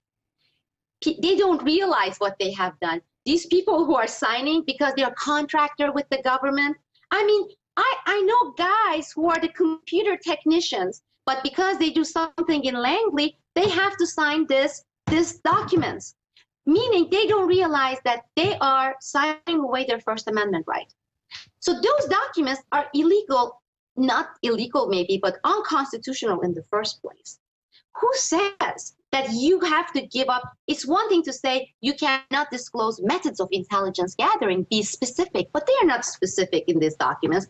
Anyhow, I went in there, green, idealistic. I started working and I started seeing these issues. Some of them were major bureaucratic bunglings and competence related. Others were pure criminal espionage related. And of course, the most important ones dealt with these operations that were being shut down, and this is FBI's investigation of it by the State Department and the CIA, because FBI wanted to pursue these cases, believe me or not.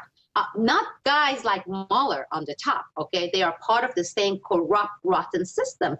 You're looking at agents level, these guys, they felt patriotic. They were outraged. They were, excuse my language, they were pissed that the CIA and the State Department was ruling the FBI, saying, well, that's what I found. That's what I found in 17 years of investigating government and corporate crime at every level. Generally, the men and women at the grassroots are really good, dedicated people, and they're either really naive and buy into the false narrative they're given to carry out tyranny, or it's their job and their career and they got kids, they just kind of keep quiet but never go up the chain because they won't do bad stuff. I know some Austin police who are really good guys, and they wouldn't do things that they see are, is illegal, and so they got busted down from like detectives back down to beat cops. I mean, it's just like the movies. It's just like Serpico.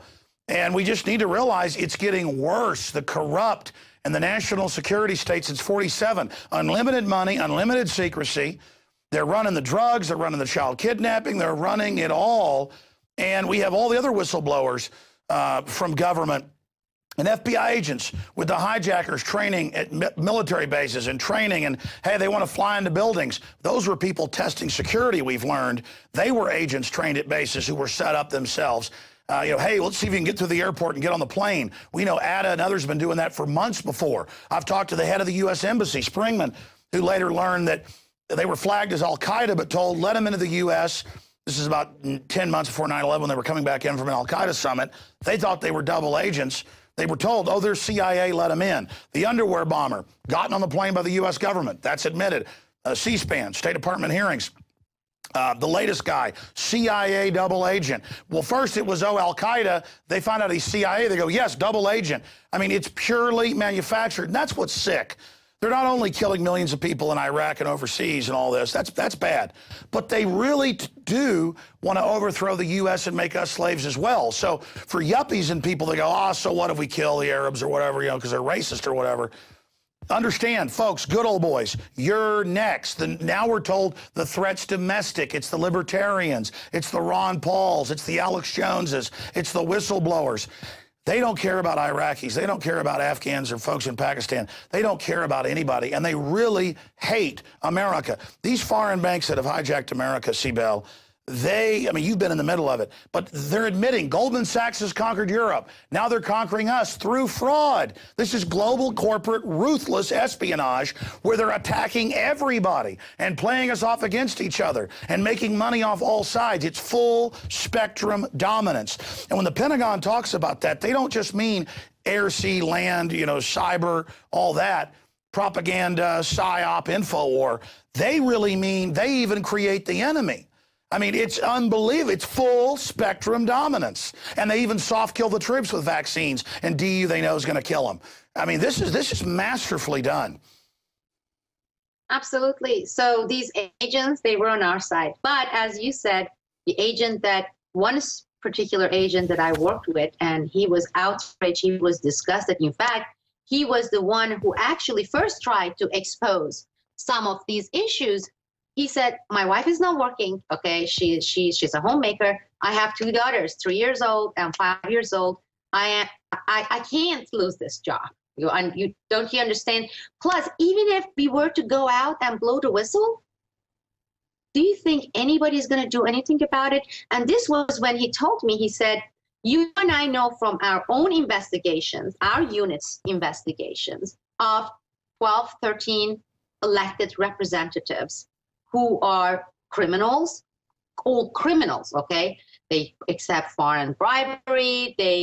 The ones involved in Chicago, 2 of them, they actually dealt directly with the heroin mob in Chicago, in Illinois. So we know of 13. How many do you think other units have under them that they have exposed? So if you're going to go to Congress and report, Sibel, how are you going to determine who's clean? How you are going to determine that? At the time, I thought he was jaded. At the time, I thought he was being too cynical because I was naive. I mean, I was naive in every step, because even after my eyes were open, as far as Congress was concerned, I was following these issues in courts because I believed in federal courts. Then my eyes were open after that process. And after that, it was the non-governmental industrial complex, the NGOs, the whistleblower organization, the civil liberties related organizations, and the whole dynamics there. And of course, the mainstream media. So I got crash education, and it contradicted everything I studied for my master's degree in the universities here. Everything it's all a false web. Literally a false habitat of false opposition, false groups.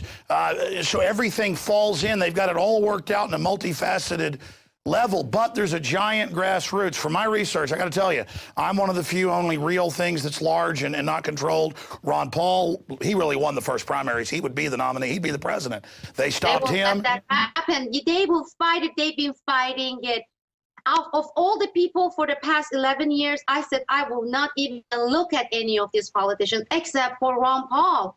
He's the only one. He's been the only one. And look, it's the government and it's their mouthpiece, the mainstream media and the quasi-alternative media. The false reporting is just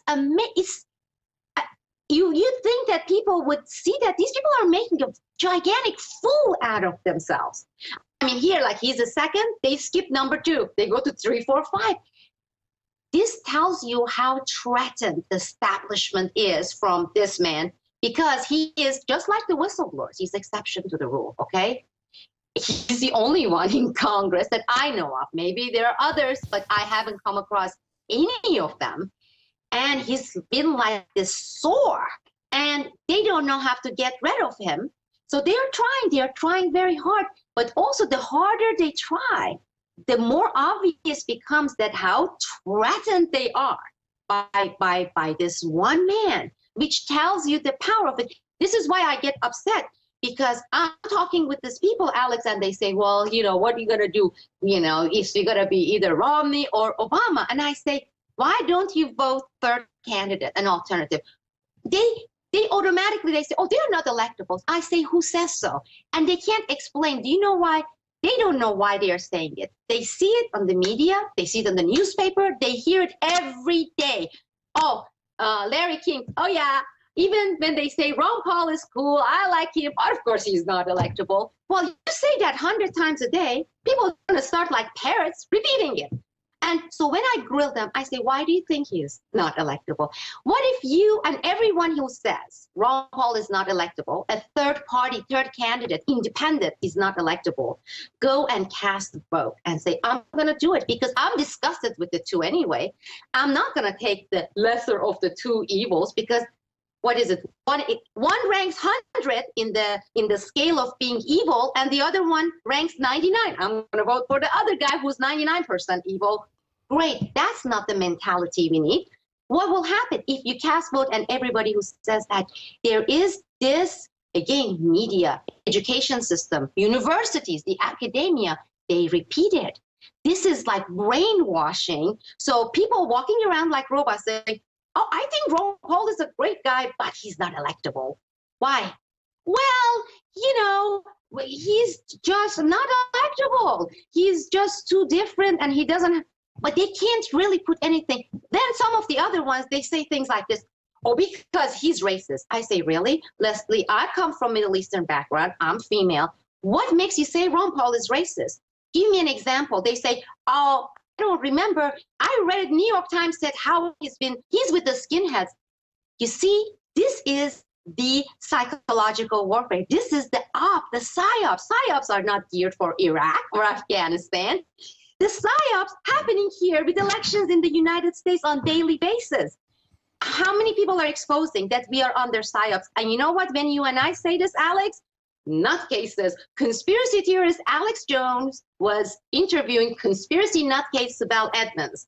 And they said, we have this great scheme. Well, it is a great scheme. Because when I hear people repeat these things, when I ask them why and they can't answer, they've been programmed. Who programmed them? You tell me, Alex, you know this.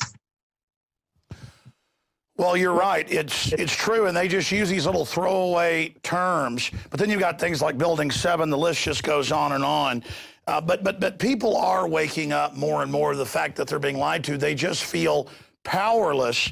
And as more whistleblowers go public, slowly but surely, now it's accelerating, more have the courage to come forward. I mean, obviously... Alex, I don't know. I mean, you are right. More and more people are waking up. I agree with you, but whistleblowers, this man Obama has done more damage for these people, truth tellers, to come from inside the government than any other president. Sure, but why are you going public then? I mean, they wouldn't have special NSA units. Because I want to set an example, okay? I want to say, stand up, do it, because some people did it. When I did it in 2002, I wasn't alone. So many other courageous people, they did similar things. I had people from TSA send me documents. I had people from, you know, the DIA contact me, and then I would get some of that. I haven't had that. People are so scared in government. They're saying, this guy jails us because next he's going to start sending us to Guantanamo. Well, listen, a nation of sheep will be ruled by wolves, and I get sent documents. And you know, where they're creating re-education camps, and we release them. And you know what? I say make them start arresting people more. Make them get those camps going. Let's just get this out in the open. They want to grow this slow, Sibel. And that's why I don't think they're going to go after you, because they don't want to make you a martyr. That's very true, because they hunt one, put it in jail, and then 6 months later another. This is why I was saying, with the mass protests, when I say revolution and pitchfork, people, they think I'm talking about violence. I am not, okay? But people, then I have friends who are activists, they say, yeah, we have to do more of Gandhi stuff. Maybe we all get together and have kumbaya and stand on our head and do yoga and stretch. And I don't have anything against yoga. But what would Gandhi do if his daughter is being raped in front of him, okay? For me, I am not being dramatic yet. I have a daughter. She's 3.5 years old. She's my life, okay? Alex, she's my life. And I go to airport and somebody wants to, but I have been teaching my daughter, nobody touches you. Mommy can touch you. Mommy can dress you. And some people go and try to put their hands on my daughter. That is raping my daughter. I mean, raping is not an act that has to involve certain technicalities. To me, that equals rape, okay? And people now are standing back and they're like, okay, I don't like it, but it's nuisance. No, but listen, they admit it's getting us ready for forced inoculations.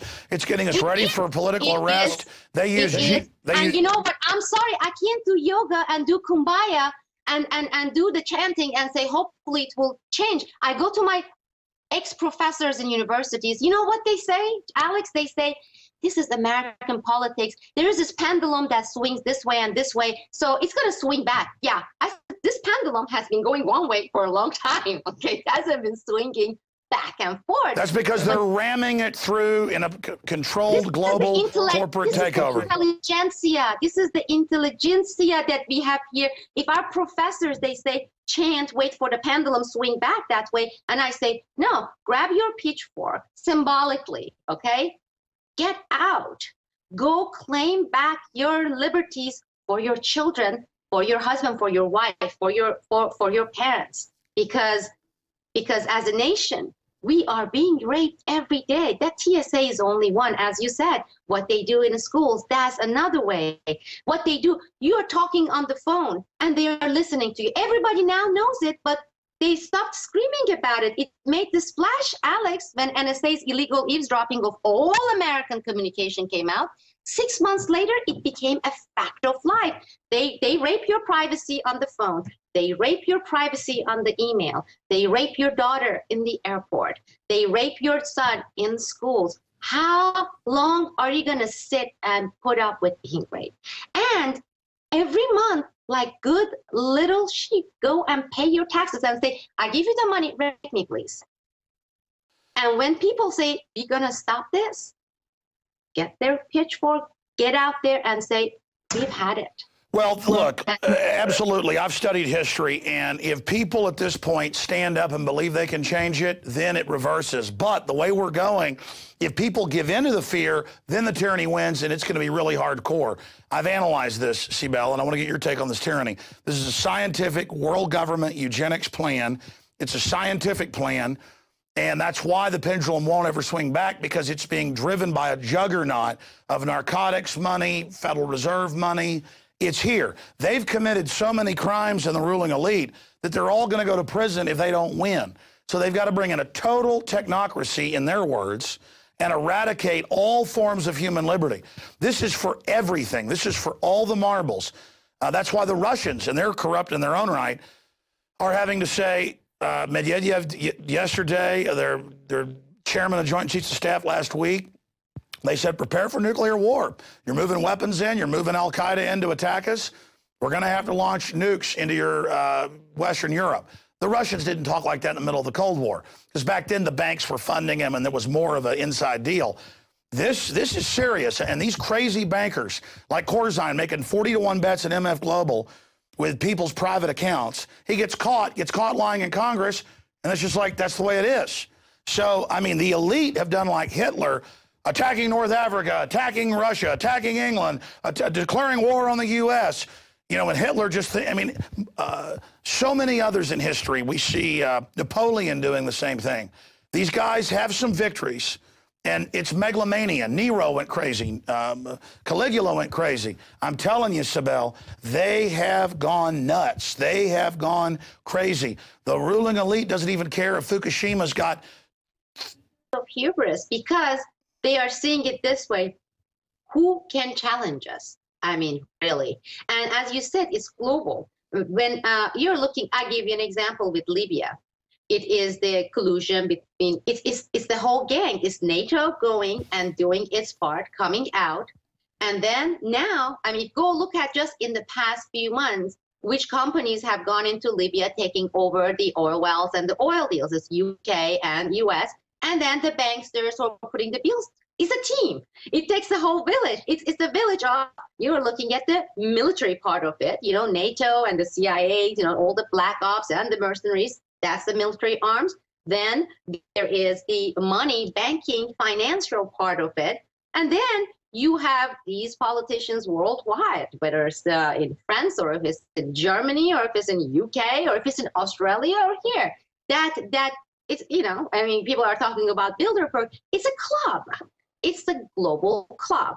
And the victims are the people of the world. I mean, it's not like, oh, of course, some are far worse victims than in far worse situation that we are, because, you know, to turn on the TV, one girl, American girl or boy, baby, child is lost or taken away or abducted or killed. I mean, it's heartbreaking.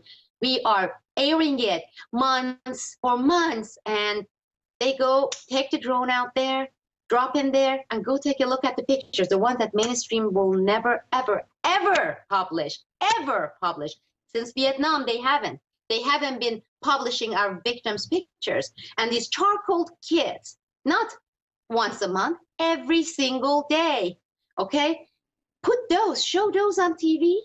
When we say, oh, we had 3 drone attacks and we killed 3 Al-Qaedas. I'm like, okay, how do you determine these are Al-Qaedas? Did they carry IDs, badges? Oh, we got 2 more Al-Qaeda here. Yo, add it there. Is that how they determined they were Al-Qaeda? Or before they shoot them, these guys walking around waving Al-Qaeda flag, wearing Al-Qaeda badge? Come on. Who says these people that we are killing, 3 of them were Al-Qaeda? Prove it. You never see that. When you read newspapers, I wrote a piece about this on Boiling Frost Post.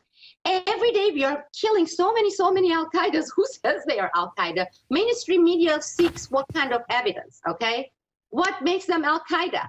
And all those little babies, children, just count the numbers, show them every day to the American people. Well, listen, Sibel, I have talked to high-level people at CNN and Fox, as well as MSNBC over the years, and they've told me it's exactly like you say. I've talked to high-level people. They tell them, listen, you want to pay for your kids, you want your $1 million a year, shut up and don't criticize the system. And when they do stuff, you laugh about it and act like you like it, or you can get your stuff and your contract's gone. And they point blank tell them, I mean, the ruling class and even the mid-level minions, a lot of them, they know what it is, and they've just decided, well, okay, we'll do it. But they don't understand history. Then the worst of the worst compete and get in control, and it becomes a synthesis of pure evil.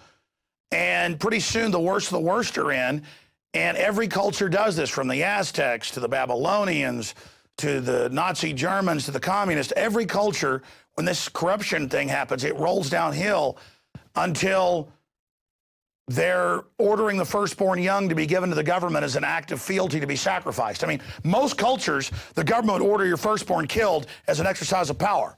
I mean, that's what human sacrifice was just a raw exercise of power by the priest class. And that's what this is. I mean, it is, I've studied so much history and anthropology and sociology and archaeology and primitive cultures, and when humans go bad, we really go bad, and a new dark age is here. And it's whistleblowers that have the light of liberty in their hearts and minds and eyes, Sibel, that are going to lead us out of this. And I hope and pray your courage is a example to others, because we have nothing to lose. There is no future for our children if we don't beat this. So just commit to it, own it, love it, stand up, and you'll truly be alive. I bet, Sibel, even though you've been through all this persecution, that you feel more alive than you ever have before. Now, I'm throwing that out there because I know I do. I mean, compared to yourself, say, 11 years ago, what type of person are you now? Despite all the sufferings and everything, I believe today I'm a stronger person. Some people would call me more cynical. I would call myself more realist, okay? More alive. And more alive. More awake. It is. And one other thing, you know, and this is one of the things I tell people who accuse me of being unpatriotic, saying things like this, criticizing U.S. government. I say, you know, today, if they were around, let's say if we had Thomas Jefferson, he would be on no-fly list. He would be one of the first to be picked up under NDAA and placed in Guantanamo. You know, just like, you know, what you're talking about, Ron Paul, Thomas Jefferson would be considered domestic terrorist. That's the kind of a government. No. I have FEMA on video teaching police that Thomas Jefferson and George Washington and Benjamin Franklin were bad. They actually say to cops with a straight face. And I've given the number out when I've played that video on the radio and TV, and unlimited police call in and go, yeah, we got that exact training. They sit there and they're watching the cops to see who says that's wrong and putting them on a list, and they don't get promoted. If you don't hate George Washington, you don't get promoted in the police force now. I'm not kidding. I have a whistleblower air marshal, okay?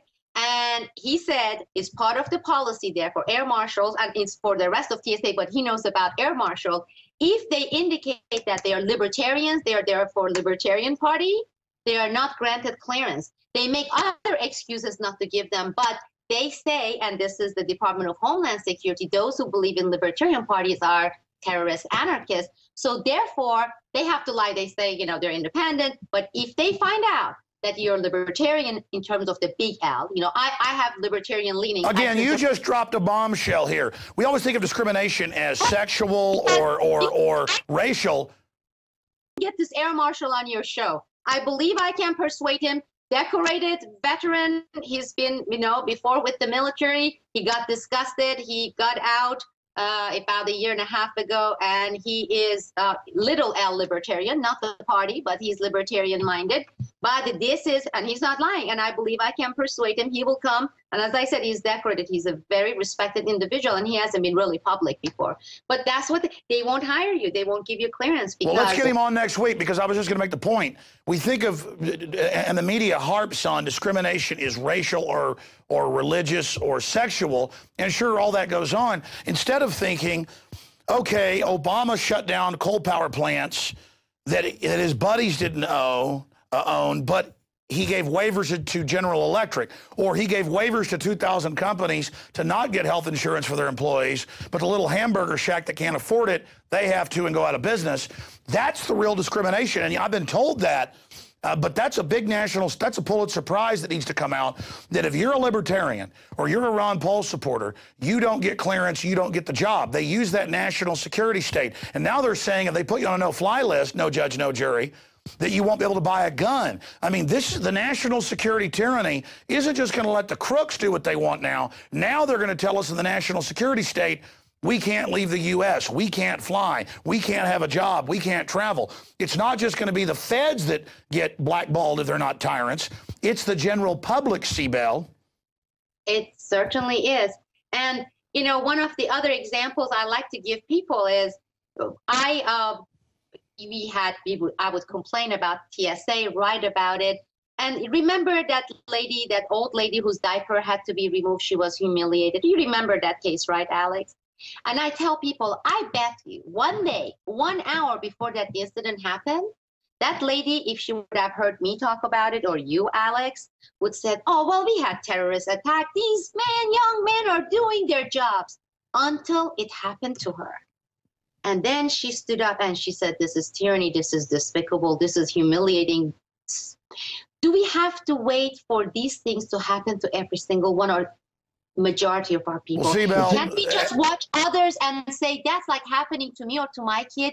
Why do we have to wait until it happens to us? You're right. This has been an epic discussion, and I want to have you back, and I'd love to have you on via Skype, and then the other guy on the phone, or both of you on Skype. I would love to have that whistleblower on, and other whistleblowers you'd like to bring forward, because I'm not scared. I'm only, not because I'm a tough guy. I've studied history. I'm scared of giving in to these people and the world they're going to create for everybody. We only have the liberties we have because people fought hard for them. And I know there's good people in the government and corporate America. I know they're everywhere.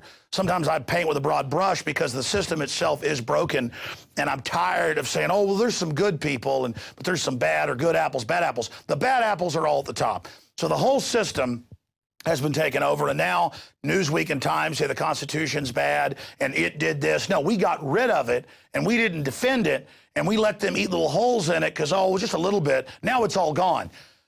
It's running like blood out of us. This country's going into shock. We're dying, and this is an epic moment. We've got to stand up and say no, or we're going to lose everything. The criminal element is robbing everything. They seek, in their own words, a post-industrial world where they use poverty as a tool of control. This is scientifically deployed and developed evil. They admit it in their own words. The think tanks, write this stuff like we're not reading it, because the general public is asleep, mesmerized in this false paradigm. But there can be a chain reaction. It's already begun through people like you, Sibel, and others, and we're going to continue it, and your courage is a beacon. 2-minute closing comment. Well, you basically cited the reason of why, after all these years, I decided to challenge the government and come out and write this book, Classified Woman.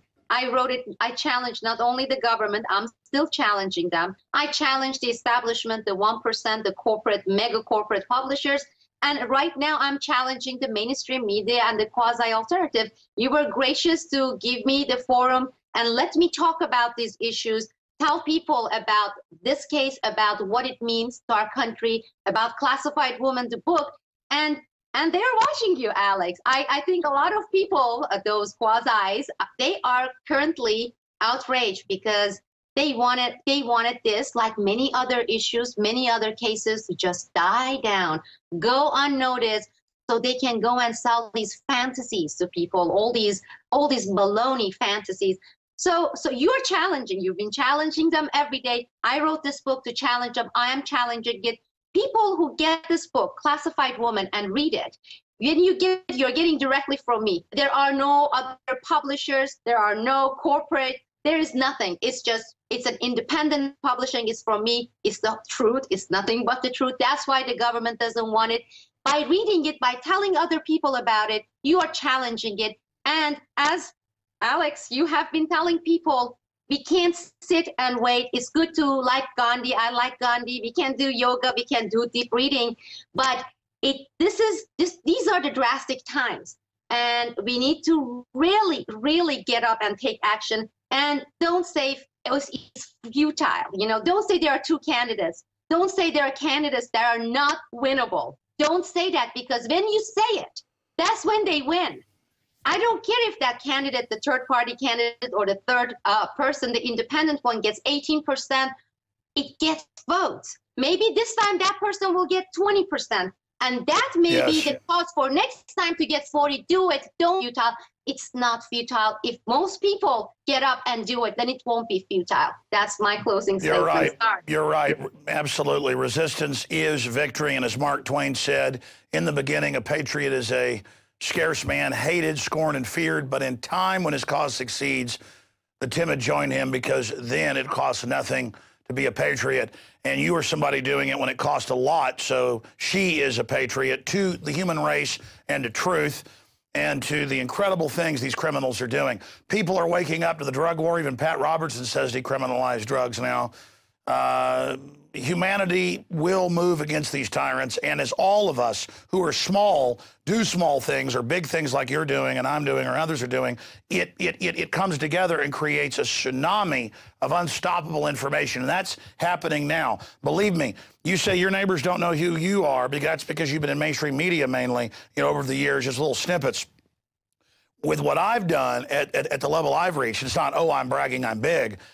Believe me, the system knows how big we are. They try to ignore it, and that's fine, because that's a badge of honor for us. But I go out in public anywhere in the world now, anywhere, and it's not 1 out of 10 people saying hi to me like it used to be. It's 1 out of 2 or 3, but they all feel alone. I went to the Texas beach, and I'm not even on that many stations in Texas, even though I live here, and it's what happens in other parts of the country too. For Mother's Day with my parents to camp out, and the car parked to our left was listeners, and the car parked to our right, and people driving by would see me with my children in the surf and pull over, and the park rangers knew who I was, and again, and that shows. But one group was awake, the other group were tyrants, and I think were harassing us. But the point is that there's a war going on. And every little thing we do is bullets downrange in the info war. So I tell people, just start fighting. You see tyranny, speak out against it, call it out. And when people try to ninny at you or peck at you to shut up, get in their face. This is a time to be aggressive and to be confident and to be focused. Sibel Edmonds, thank you so much, and thank you for challenging their gag order and putting your book out. Thank you. Greatly appreciated. Wow, amazing. Wow. Thank you. We'll have to get her back on in the near future. We're going to go to break and come back with the cartridge box. There's many ways to vote. There's the ballot box, there's the cartridge box, the grand jury box, and the globalists just tamper with the computer boxes. But we're going to come back and give you a journey into the fun side of the Second Amendment. I like gun shows on TV. I don't watch a lot of TV, but I like watching some of them, and I watch stuff on YouTube, all the shooter enthusiasts. So we're going to come back with my idea of that right after this quick break, and then that will conclude this marathon edition of Infowars Nightly News. Don't forget, she's under attack. Get her book and support her. We're under attack. I don't even get into how we're under attack, but believe me, we're under financial attack, a lot of other attacks, and it only makes us stronger, quite frankly. It only makes me get up earlier in the morning and work harder, know how real this is. I was going to mention this, Sibel, but I forgot to do it. You know, when the government calls up and tells you what your wife was just telling you and threatens you and goes, yeah, that's right, we're listening to you, punk. Or they call your wife up and say, I see your dog in the backyard, can't wait to cut your head off. I mean, and this has happened before in front of my crew.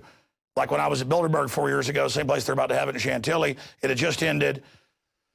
We were over there, you know, eating dinner before we got on the airplane, and I was talking to my wife about her family member in the hospital, and it was a private conversation, and then she called back 3 minutes later, very upset, and they were talking about her family member hoping he died and stuff, and yelling, yeah, we're listening to you. I mean, that's who works for this government at the higher levels. And I know it was all the guys that I'd just seen as their security detail. They were U.S. government, State Department. They think calling up and being mean to an American citizen, a journalist's wife, is cool. Listen, buddy, all you did was give me massive energon cubes. You understand that? All you did was give me fuel. All you did was recommit. All this stuff, that's nothing. There's 100 other stories. All of that only lets me know how real it is. Believe me, folks, this stuff is real, okay? This is so real, I can't even explain it to you. And these are bad people. And the little minions think it's cute to call up and tell somebody's wife stuff like that. People that call up and threaten to cut her head off, stuff like that. Folks, do you want your kids growing up in a country like this? I know you don't care, you're a mercenary. But there's a lot of people in the system who aren't bad. You feel bad when you're part of this for a reason. It's not good for humanity. I see so many cases now where cops or retired cops have their sons and daughters tasered or beaten to death for no reason by police. Folks, all this comes back on you. All this stuff's going to come back on you. Look, you don't have to wait to die to be judged. You can debate all that all day. I've learned one thing. What you do comes back on you. What you do comes back on you. And you can call that God-fearing. It's like you feel the universe looking at you. You know when something's not good. You got to go with that conscience. Okay? That's your inner compass. The globalists want you rudderless. Don't be rudderless. We're going to come back and have some fun. I'll tell you, this is spectacular. This is spectacular. First half's powerful. Second half, spectacular. 15-day free trial, prisonplanet.tv. You put fuel in our tank, help us be strong, help the crew be strong and be financially secure so they can work hard and just work hard for liberty, work hard for ourselves, work hard for you. We're all in this together. We're all in this together. I can feel the power of humanity rising. We are going to stomp the globalist right back to hell where they came from. Stay with us. Have you been to InfoWarsShop.com lately? Express your inner patriot with these brand new InfoWars t-shirts. Say it loud with the InfoWars Bullhorn shirt, or educate the sheeple with the Bill of Rights shirt. Grope the public's mind with the TSA shirt. And with this shirt, you can let the dark side know of the Rebel Alliance's power. All available at InfoWarsShop.com. We've done a lot of things in 17 years of the Info War, but I've always wanted to do a gun show for 5 or 6 years. Now they're so incredibly popular, I figured we should start producing every week or every few weeks a local gun show and to show it to the rest of the country and the rest of the world. And our next episode is going to be even more powerful, but this one turned out pretty darn good. The first half is interesting and informative, dealing with self-defense and shotguns and things, but then it goes into high gear in the second part. So here is the first installment of Brothers in Arms. Welcome back to Infowars Nightly News. Viewers know that I am a staunch defender of the Bill of Rights and Constitution. And chief amongst those rights is the right of self-defense that every tyrannical system has sought to curtail. Our country was founded back in 1775, 1776, when the corrupt British Empire attempted to disarm the people. Lay down your arms! You won't get my gun! By God, we will have them all! Our ancestors fought back, and our wonderful republic, the United States of America, was born. Well, I seek to defend the Second Amendment via the First Amendment, the right of the press and free speech. And that's why I have produced this first installment of Brothers in Arms with two friends I knew in high school here in Austin, the Steiner brothers and their friend, gun expert and gunsmith Matt Williams. So here is the first installment of Brothers in Arms, shot and filmed right here in Austin, Texas. This is my idea of a gun show.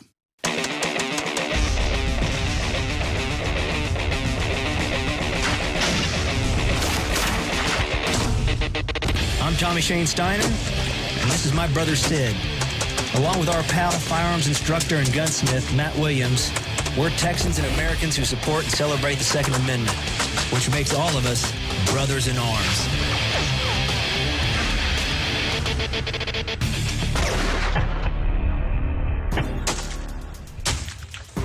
We're out here at the ranch, shooting guns, you know, doing what we did growing up. We brought Matt along, who's our gun expert.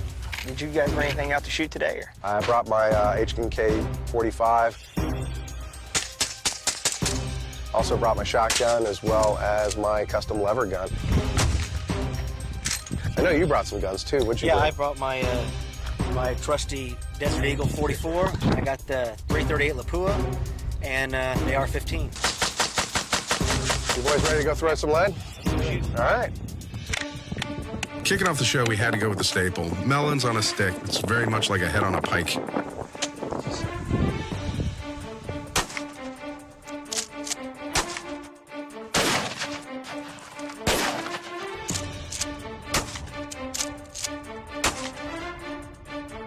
I just had to take a couple shots myself at the melons.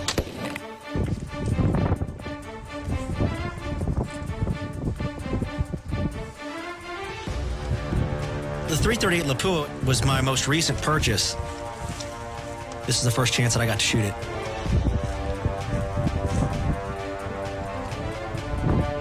Send it. Where are you putting your crosshair? Make that watermelon move. Yeah, the shockwave, absolutely. I think it jumped out of the way. One thing about this shoot was getting to re-sight in all my weapons.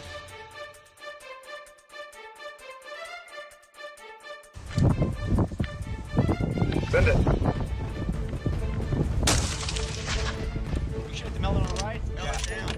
The interesting thing about the 338 Lapua Magnum is it was the very first cartridge developed for the sniper role. This thing is so powerful and so fast, it doesn't even see the benefits ballistically until it reaches 500 to 1,000 yards. It's an amazing round.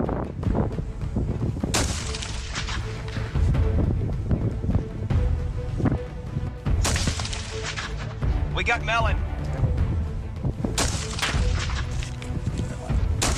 Oh, yeah.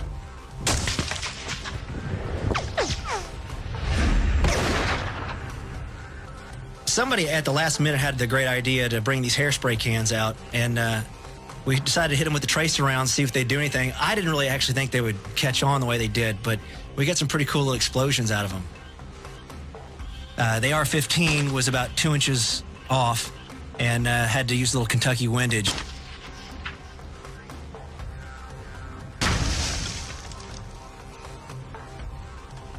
I was just amazed that the bullets, even though traveling that fast, the tracer rounds were still able to ignite the propellant. Actually, you can feel some heat coming off of those, too.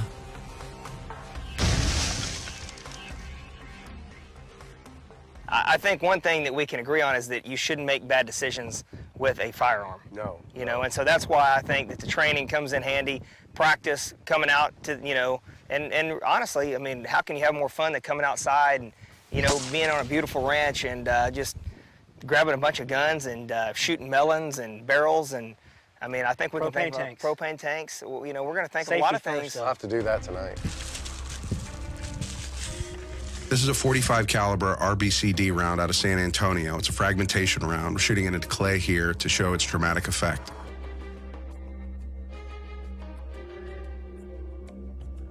The fragmentation bolt's really designed to destabilize on impact And what it does, although it doesn't penetrate on a nominal level, which is usually about 11 to 12 inches in a body cavity, it does explode rapidly, and it creates such a dramatic wound channel.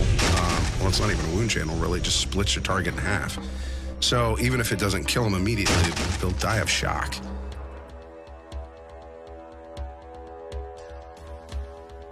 Now we're going to look at what the .338 Lapua Magnum is going to do to this clay block.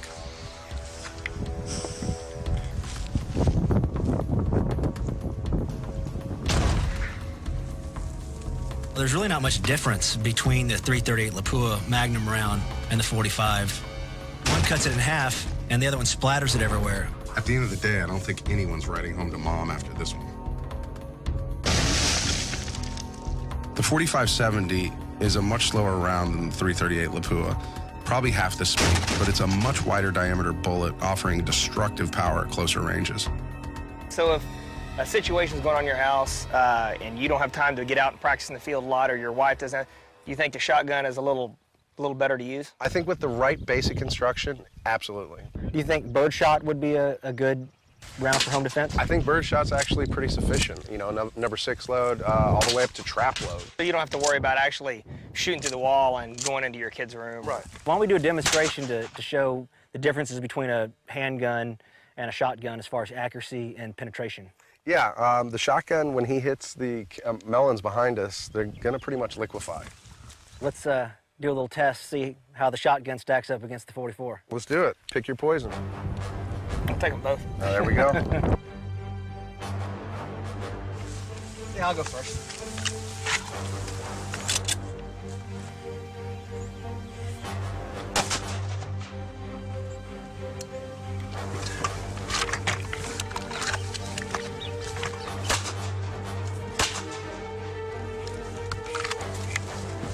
My turn. Man, the melons are just vaporizing. I think I like mine. Imagine what that would do to an intruder. No right home to mom after that one. No, and for hitting that melon, it didn't hit any of the rest of the, I mean, it's pretty accurate. It's a backboard barrel. I got you. It tightens the pattern, so it's half the scatter. You could actually do surgery at 50 yards. And also, even though we hit the melon, it probably went on and would have gone through a couple of walls and what if I step back people. 10 steps and shoot a melon? There you go.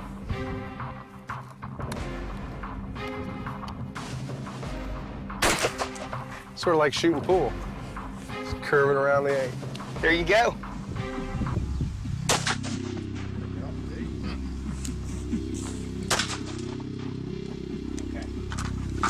Within 50 yards, there's not a weapon on the planet outside of miniguns that'll match a 12 gauge. And I understand this is a little more bulky to get around. I just think if I have to shoot and I feel like my life's in jeopardy, I would have more confidence. Full force, man. Absolutely, absolutely. Also, what we see in the 55-gallon steel drum is the difference between a full 30-round magazine fired into a 55-gallon drum versus one shot out of a 12-gauge with double-aught buck. Within 50 yards, the 12-gauge double-aught buck has no rival.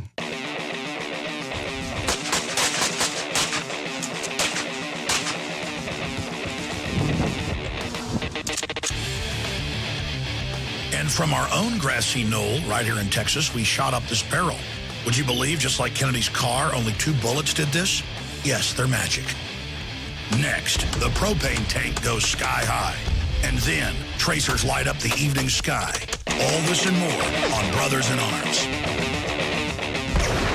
Sick of the globalist eugenicist control freaks adding poison to your water and laughing as you get sick and die? Start purifying your water with ProPure. My friends, I've done a lot of research, and the best gravity filter out there, bar none, is ProPure. And it's available discounted at Infowars.com. Its filters are silver impregnated to prevent bacterial growth. There's no priming required. It's NSF 42 certified. Optional fluoride filters can reduce fluoride up to 95%. Easy to set up and use. Doesn't doesn't require electricity. Purify water from lakes, streams, ponds, and wells. This filter system leaves in beneficial minerals, which is key. Save money by not buying bottled water and avoid BPA that leaches from the plastic. ProPure is the best gravity-fed filter out there. It's what my family uses. Infowars.com already has the lowest price on ProPure. But if you add the promo code WATER at checkout, you get an additional 10% off at Infowars.com. You can also call to order 888-253-3139.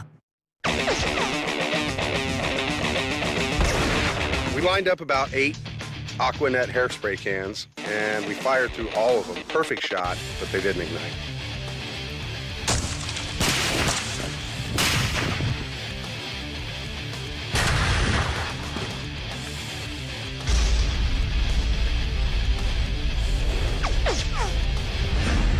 Tommy's barrel didn't have the preferred rifling, so not all of the tracer bullets were igniting.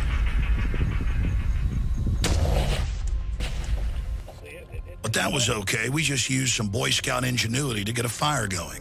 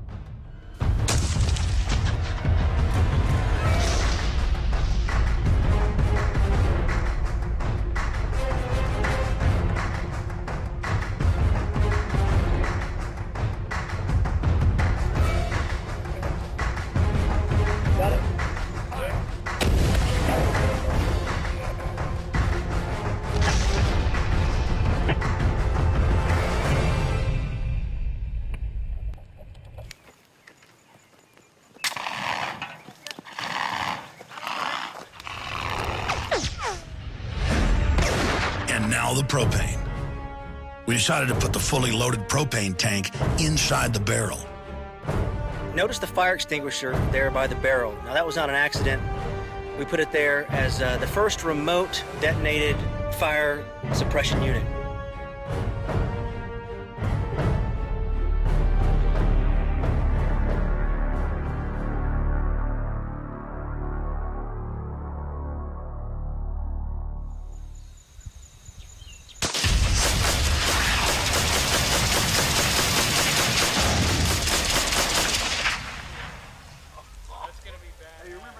First, let's look at this in slow-mo.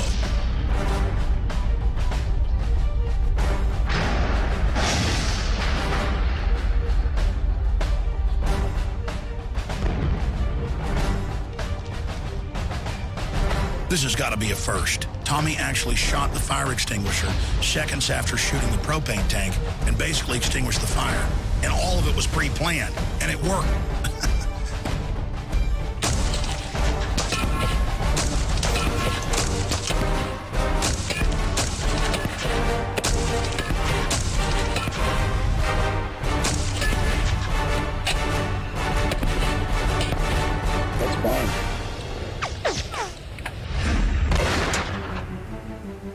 I've always thought there's something magic about tracers in the evening sky. It's like something out of a science fiction movie. But seeing it in high def, now that's something.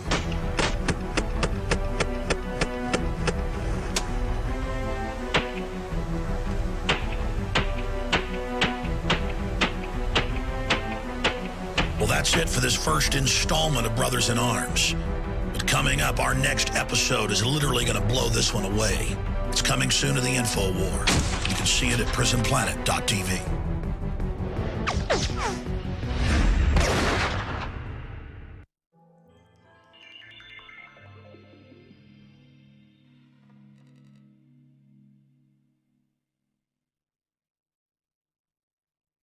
Now, all the other hundreds of gun shows on YouTube and the web don't have to do disclaimers, but because we get white glove inspected, obviously don't do this at home.